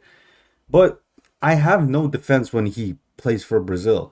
And to be frank with you, when I'm looking at the heritage of Brazil when they passed on that baton of who's that superstar player, the jump from Neymar is worthy of that, the face of Brazil. 100%. I'm looking at Vinicius, and I'm like, this is your guy, really? Like, this is your guy? And like, don't get me wrong, Vinicius is a quality player when he has a Real Madrid jersey on. We're talking about minimum top 5 on his worst days, on his worst season, probably. But for Brazil, bro, I don't know if he's even second best in the continent.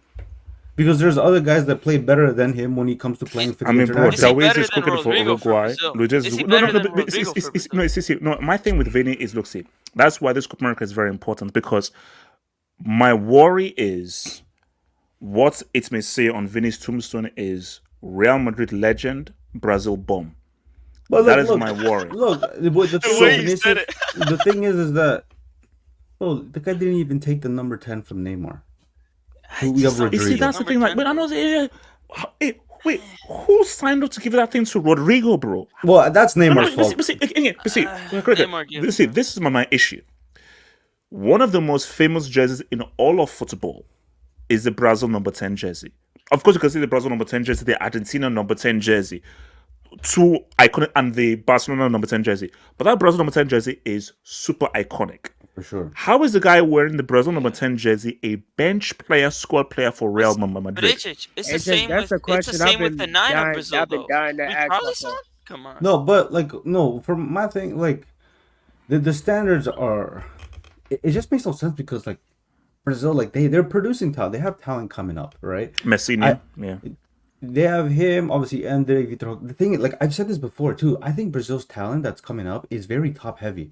It's gonna be simply what Argentina went through with Messi, Aguero, Di Maria, all those guys. It's a very top heavy talent. Where's the midfield? Now the midfield, bro. When I saw that lineup yesterday. Against England. Now, mind you, they won. Sure, they played great, but England. Bruno Guimaraes, really, Bruno. But let's just be honest, bro. I'm gonna be honest with you. England had Harry Kane played, had Saka played. It's a very different game. I don't care what everybody says. That's literally their two best players not playing. That's true, but Brazil were missing a lot of players too. Brazil were really only missing Neymar, who's the only difference maker in that, because Casemiro, Casemiro has been washed since the start of this season, and he has not been playing good for Brazil. I think he's better than what they have. No, because that's true. England were missing more key players. Yeah, especially we're missing Harry Kane, who's quite literally possibly the best player in the world right now. So, I mean, in Neymar, as good as he is and as great as he is when he puts on that, he's in Saudi Arabia with he's in Saudi Arabia wives, now. So I mean, the only player I would say really outside of Neymar who's that impactful is Alisson.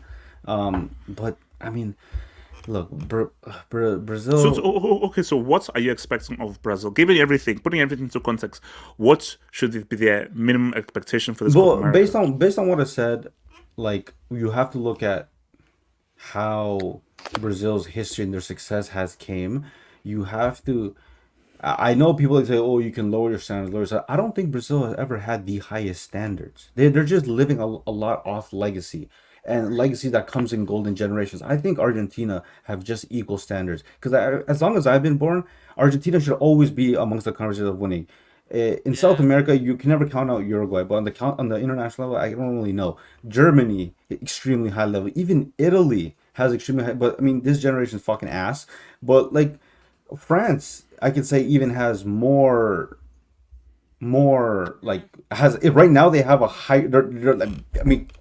Granted, they do have a better crop of players, but Brazil, I know a lot of people say you shouldn't lower your standards, but bro, I think as we're told from older people of what Brazil were, those are not realistic standards. They're just not. Yeah, they haven't always held that standard, regardless. Okay, so Zubas, really quick because we still have to. We have just two talks to go. So real quick.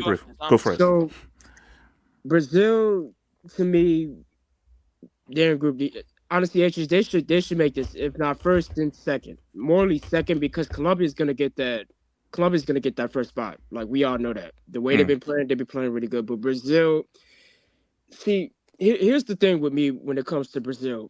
Brazil is just one of those teams where you just have to ask, what the fuck is going on? Because starting with Vini, 3 goals. Come on now, you got to step up. You got to step up way better than that. He has to. The fact that Neymar is not here, and you have Rodrigo's wearing the number 10, and then your defense, it's come on now. So it's you got to step up. HH, I'm gonna go back a little bit of time, just a little bit. I'm not gonna do a lot, but I remember a time where we had badass defenders like Roberto Carlos. Dude was a mad defender. And then HH, I remember a time where we had literally a forward who knows how to do his shit. Zoom into my ABI right quick. Wait, hold up. Is that me? No. My bad. Hold on. Hold on. No, yeah. my ABI. There we go. I remember we do like this. Ronaldinho. Yeah. Dino. And now we have Rafinha, who's not the new Dino. And that's my thing. How do we go from this to this? Because I also remember a time where Brazil was more expressive when they used to play. They wasn't always systematic. they was like, "Nah, we gonna get the ball. We gonna do a Brazilian street style," and that's what I always liked it about Brazil. They used to take it to the streets. They didn't matter. Hey, they didn't care how they did it or what they did it. It was all about gig when it came to that. My first World Cup was 02. HH. I seen this team literally go run through every single team. Like HH watching that. They made me No, shit my but pants. but should they be expected to win this tournament though? Should they expected to win the whole thing? HH, they have to win this. Like that's why I said Vini has to step up. Like he has to be the man of the house now. That's too like much. it's all on him. Okay, so let me Okay, so shout out to your boy Gagatlox. Okay, so real quick, let me 87, real quick on this. 87, go for it. Okay. Yeah, I think for Brazil, the big issue I've been seeing is that they haven't been able to. They're not prolific in front of goal, and as they used to be. We you know what's actually, bro. Yeah, and you know what's actually interesting? Last time the Copa America took place in Brazil, in the United States, Brazil got grouped. What? 2016. Yeah. Oh yeah. 2016. Could history repeat itself? Could history with the repeat hand itself? of God, baby? We did it with the hands of God. Hold on, 87. Also, and the previous two Copa Americas, they got eliminated by Paraguay on penalties. So there's a possibility that because Paraguay for me are not really great attacking wise, but defensively they're very tough. They're very tough team. They're a very tough team. Very dirty. Yeah, they're very physical, very dirty as well. And we know for Costa Rica, it's pretty much Keylor Navas. Like he's gonna basically do everything he can to stop them because that's pretty much the. Yeah, like and for Brazil, like I said, I'm just worried for the goals because I don't know who's going to be scoring the goals for Brazil in the Copa America. Well, it is if the face of your team has 3 goals, I mean, Jesus wept. HH, can you bring up my AV real quick? I just want to show you this. This is the Vinicius that shows up for. Well, Ricardo, as I said, shout out to your boy. Bring it up. Look at that. I mean, I'll give you a red card, you prick. So shout out to your boy Gatlock, bro. This Brazil players have systematic sauce. They're only good in one system, but trash in any other system. Like Vini only under Ancelotti. Okay. Is Vini a system merchant? Every player. What's Ancelotti's system? No. Okay, So essentially, what Ricardo says, very few players are actually adaptable. That is actually a rare skill. Very few players can actually go into system and fully adapt. So I think every player flourishes in a particular system, but can do pretty well in other systems. A system merchant is a guy who is amazing in one system and garbage unrecognizable in other systems. Okay, maybe so. I have a question. So I think that's what people. System merchants is where you are quality in one and garbage in others. But if you are amazing in one system, but pretty good in other systems, you're not a system merchant. You're just not as good as like De Bruyne for City is insane. De Bruyne for Belgium is still good, but not as good as he is for Man City. Now Foden, just saying. Wait, Shotzi Boys watching TV. Ricardo doesn't know ball because he's a prick. Oh, sorry. Ricardo knows ball. I rate his opinions, even though he's a bitch. But having Romario over Arnold for Brazil is crazy. It's not crazy. Sure. Not let me crazy. Let me hit the brick for you.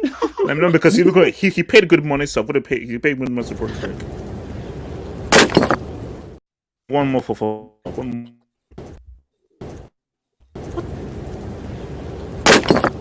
Bro, drop the brick on yourself. Drop the brick on yourself. He was pump faking. Wait, AJ, I have a question for you. Why is that crazy? That's not even crazy. Romario over Ronaldo is not crazy. Ricardo, go watch Impossible Technique again. Then you'll say then you'll say Bro, I've seen Ronaldo play. I said go watch Impossible Technique. I've seen that video as well.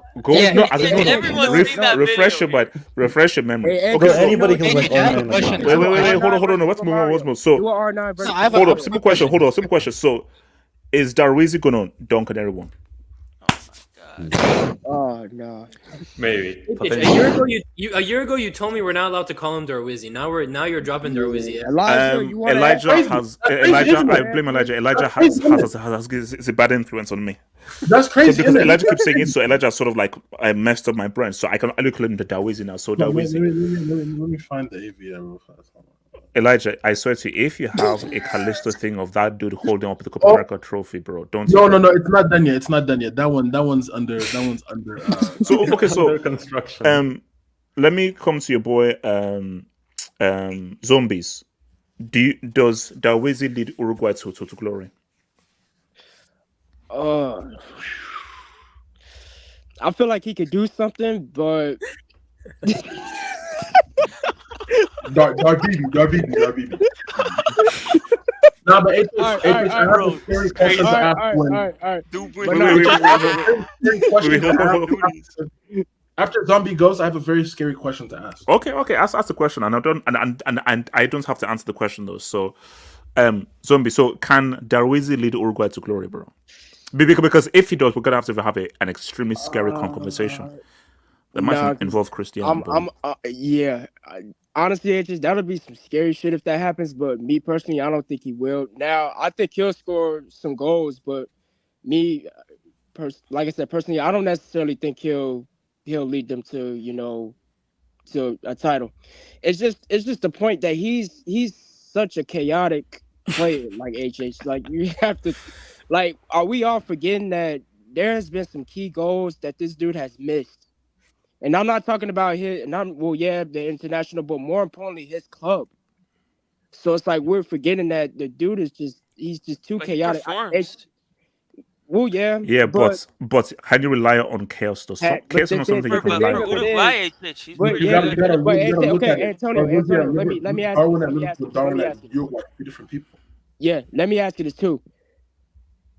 And on a personal, would you rely on all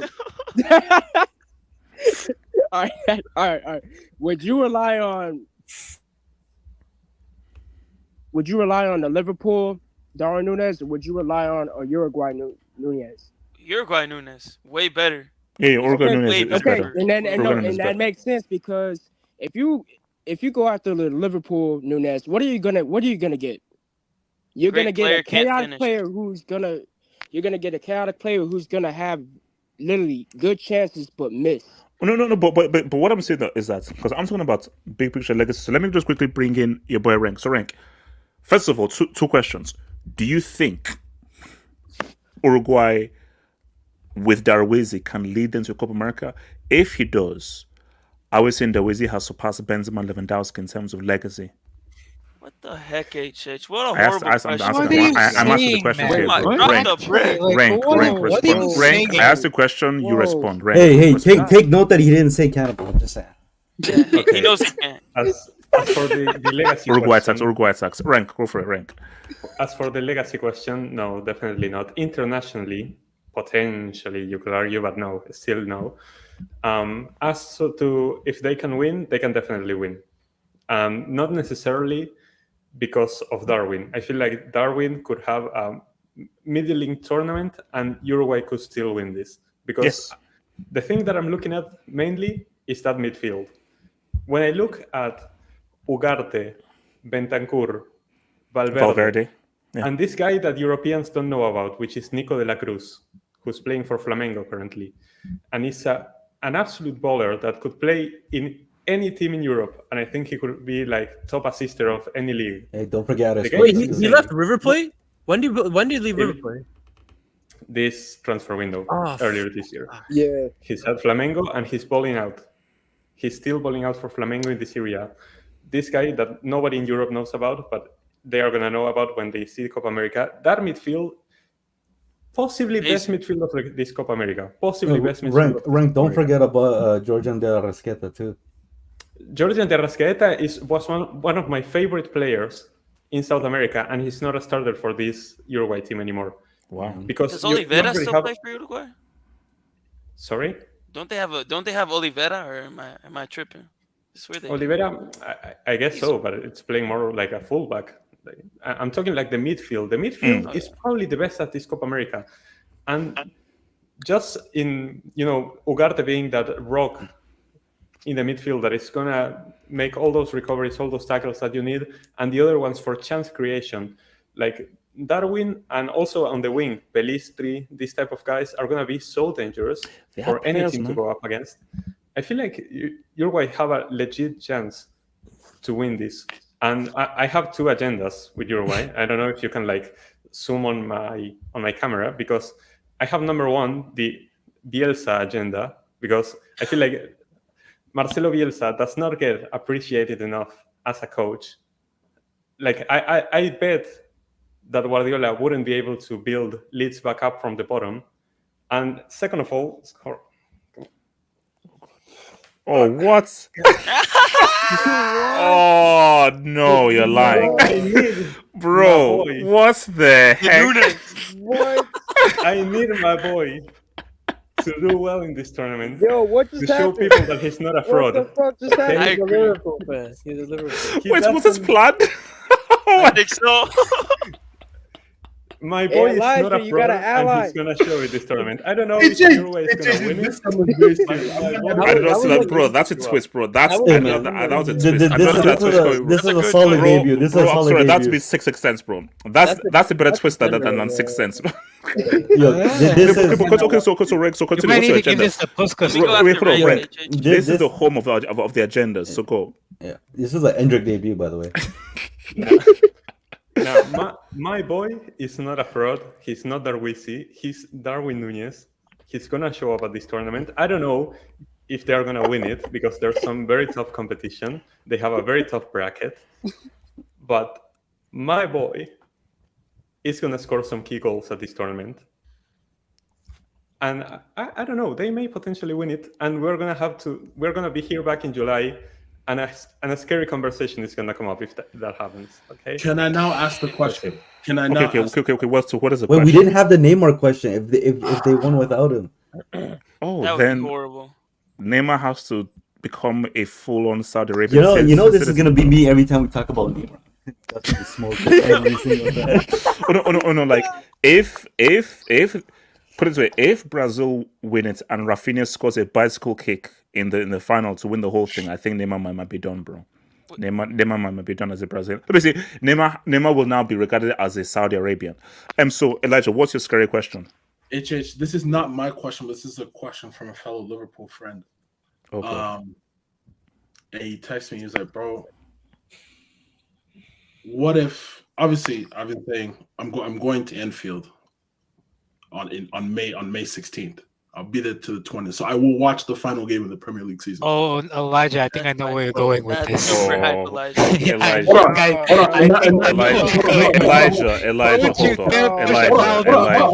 Elijah, They lose them. Oh my God. How? Elijah, Can I finish? Elijah, what pick your words very carefully, because Elijah, you know that there's a thing called a digital footprint. So whatever you say, people are going to clip it, keep it, and replay it for all time. So pick your words very carefully. This is And not Elijah, my question, though. This is not my question. My friend was just asking if the following things do happen. Oh my God! I knew it. Darwin shows up in the Liverpool Europa League final. He balls out.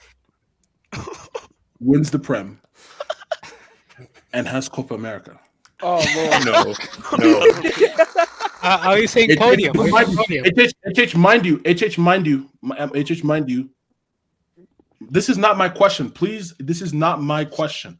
This is not my question. If you want text messages, I can show it to you guys. I can send a screenshot of our text message. He already has Karabuki. HH. Could we have a very serious conversation in which Darwin, Gabriel, Ribeiro, Núñez has a 4-piece? Oh God. Okay, I thought you were gonna say. No. See, I thought you were gonna go into another scary territory, because I thought you were gonna talk about a certain individual award. Oh no, God, no. I thought you were going. Hold on. No, screw it. No. Actually, no, screw it. I'll go there right now. Now, here's the issue here. The issue is that there's no UCL, and UCL. But okay, let's paint a scenario. Dortmund win the UCL. And let's say, who can we pick? Okay, Dortmund win the UCL. I was saying anybody. Germany win the Euros. Yeah. Liverpool win the league, win the FA Cup, win the Europa League, Win the Europa. We're not. Yeah, so Liverpool win Europa, win FA Cup, win the league, and Uruguay win the Copa America. Wait, And aren't they out of Nunes the FA Cup? is key in all those. They just lost And the remember, FA Cup. and remember. Oh, sorry. So Liverpool win the Europa League, they win the league. Uruguay win the Copa America, and Nunes is critical in all those. And remember, Dortmund win the UCL, Germany win the Euros. What are we saying? But then, there's also the conversation of 2020, because supposedly Darwin is close for being the first Liverpool player to have 2020. Oh yeah, Elijah, please. 20 goals, 20 assists. Elijah, please, man. If Nunes wins the Ballon d'Or, man, no. If Nunes wins the Ballon d'Or, I can say this right now. If he wins all four of those, the whole narrative has to change. We need to have a whole narrative. You have to flip flop. I don't care about your agenda. If Nunes wins the Ballon d'Or, I'm leaving the sport. I'm not even gonna acknowledge there's a sport called football. I'm gonna pass it by. There's no sport. Okay. It doesn't exist. Us believers will enjoy the sport on our own. It's fine. Us believers will enjoy the sport. It's fine. But no. But I said it is because what makes this interesting though is that I think, in my view, if you're looking at favorites, let's even looking at like, okay, let's just do like a roundup. Remember, this is his second season. Wait, hold up. So let's just do. Give me a Copa America dub in the MLS treble. I'm looking at numbers. Okay, okay. Let's just look at all of Borfield. So if it's all about faves, look. Let's do with Rati. Wait, you said Dortmund Euros and UCL? Like Dortmund UCL and Germany Euros? Yes, Dortmund UCL and Germany Euros. Full Ballon d'Or. Full Ballon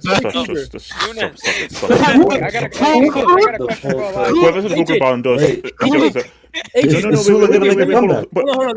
Okay, if we're dealing with faves, so number one, I say it's Argentina. Now, if Argentina win it, and Messi balls out. Wait, we on cloud nine, baby. We on cloud nine, baby. Because here's my thing that if you're gonna give a dub for an MLS treble, then we're tripping, bro. How many clubs have in MLS won a treble? Tell me. Do your research. HH, you know only one. There's something. Oh yeah, there's two. Hold on, Hokage. So we have 4 continental tournaments that are gonna by the end of this year gonna occur. Yeah. Qatar hosts, win it. Ivory Coast hosts, win it. Germany hosts, win it. Copa America hosts. United States of obesity, rise! Wait. Let's get it. Wait. No. Are we saying? Wait, we're saying Christian Pulisic, potential Europa League and Copa America double, top 10. You know, I don't believe in this stuff. I don't believe in this stuff, but it is a war now because if we're going to say that hosts are going to win it, Germany winning the Euros, cool. They're not winning. America winning the Copa America. You realize they would have? It'd actually be pretty dud if they did because that'd be doy actually because they would already have to be Colombia. They would have to be Uruguay in the group. They would have to be Colombia or Brazil, and then probably be Argentina in the final. That's not happening, bro. For me, there's like obviously America don't stand a chance that they don't win. Like I don't know, no. Guys, I'm not listening to any. Now stop it. America not winning the Copa America, bro. So do we agree in terms of fifth? Do we agree with this? So Argentina won. Yeah. Uruguay. Mm-hmm. Yep. I'll put Colombia, Brazil tied. Yeah. I think so. Actually, no. I'm putting Colombia third. I'm saying Argentina, Uruguay, Colombia third, Brazil fourth, and then vibes. I'll put Ecuador fifth. Yeah, I'll put Ecuador fifth too. So if the US of A win it as like the 6th, 7th, 5th favorites, is that the greatest achievement in football tournament's history? That's better than Greece. Not better than 04. Greece, Okay. Oh, perfect. If America win this Copa America, what's a better achievement? America winning this Copa America or Greece? Are you telling me that? Well, hold on. Are you telling me that the biggest achievement ever accomplished was done on Ronaldo's head? Yes. Yeah. I'm adding that one to my narrative. No. No, come on, stop it. He was too young. He was too young. Age tag. No, he was a professional. He was a professional. Ricardo, In his own country. In his own country. So are we counting 06? What's 06? For I don't know, are we saying Messi and Argentina in 06? Does that count as an L? Wait, who? The Messi, Argentina, World Cup 06. He was too play. young. He didn't play. Okay, how old was Cristiano in 04? I swear he was 18. 18. Yeah, 18. Yeah. Ricardo, stop it. Bro, Lamine Yamal's cooking. Lamine Yamal's cooking for Barcelona at 16. Ricardo, you're talking to one of the biggest Ronaldo haters out there, and I'm saying stop. No, hold on. He was at home.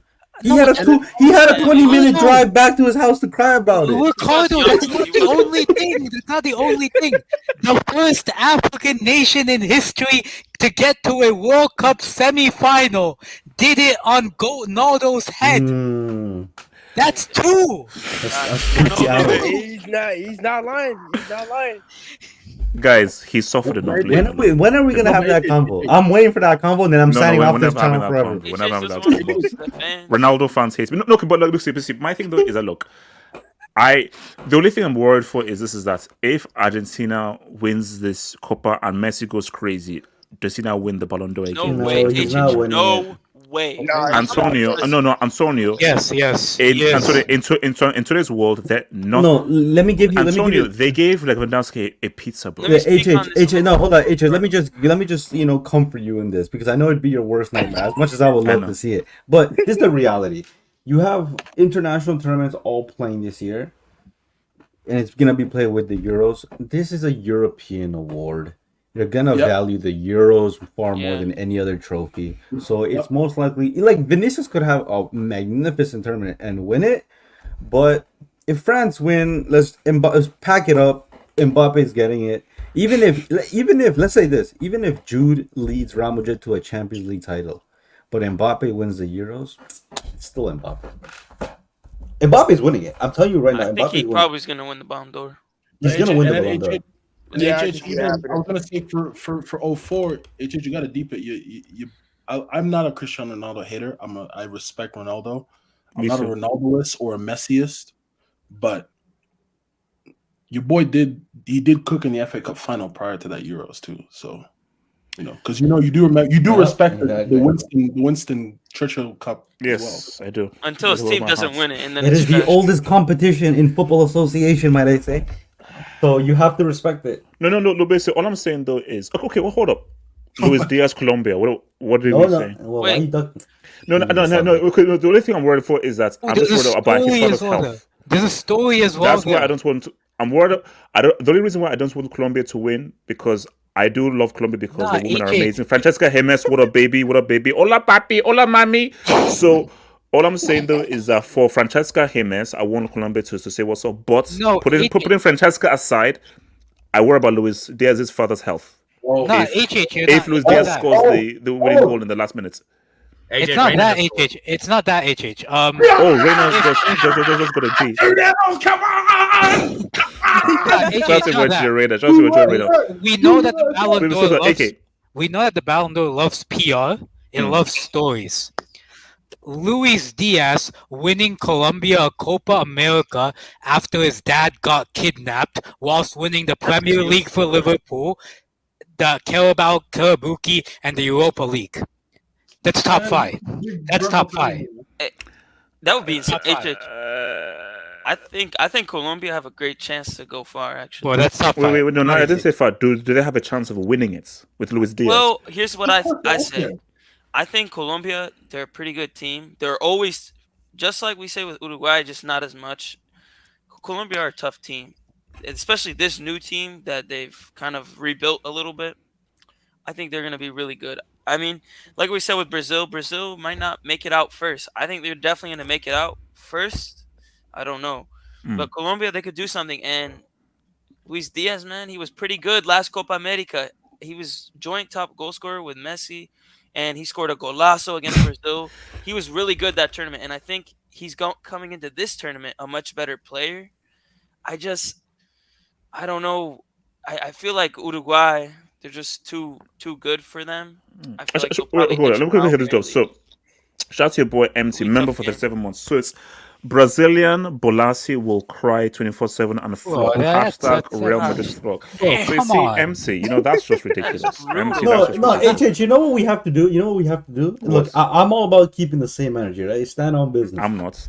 Look, I understand why we were trying to give Messi smoke because, you know, he had to live up to the great Maradona, the late great Maradona. And that's fine. That's all fair. That's justified. You're that great. You're going to wear the number 10. You got to hold him accountable, right? 100%, Right? yes. Right? That's We've held Neymar accountable. Whether he succeeds or not, we'll see.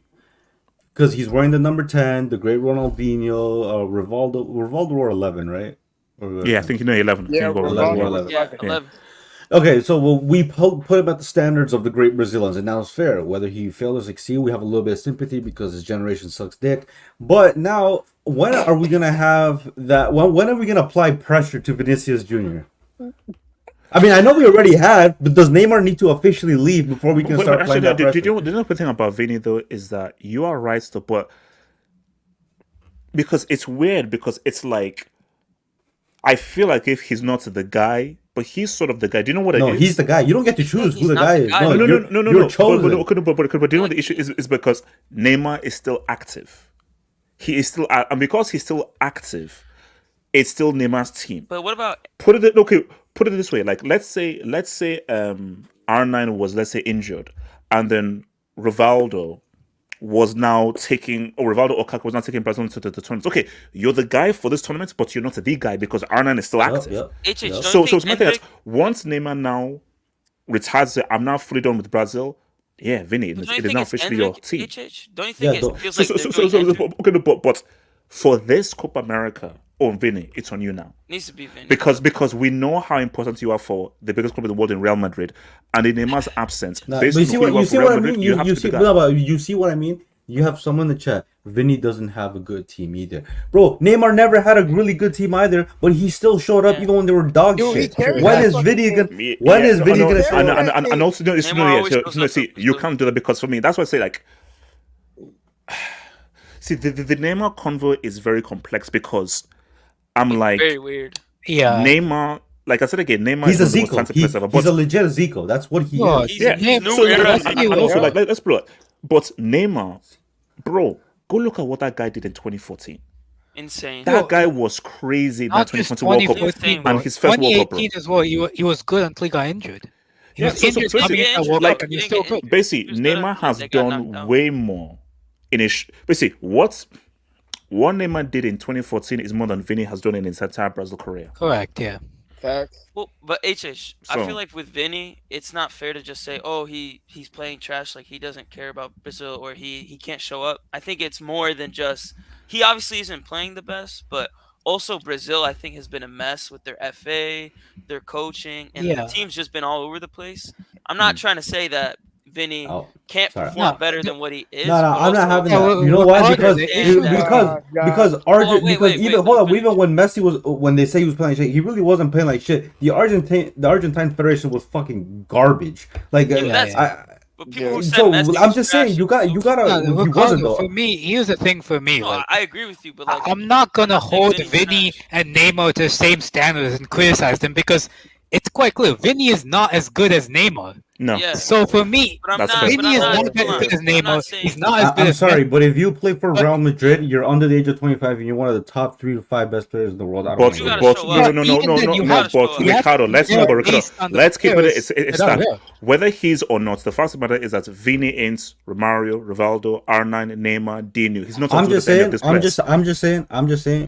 Let's give it 5 years. 5 years from now, he's gonna have way better attacking support than Neymar ever had. Neymar really, in his Brazil career, he's had an Alisson, he had a Thiago Silva, he had right back. He had right back, and Casemiro. Those 4 players really, right back, Casemiro, Thiago Silva and Alisson are the only good teammates you've ever had on a world-class level.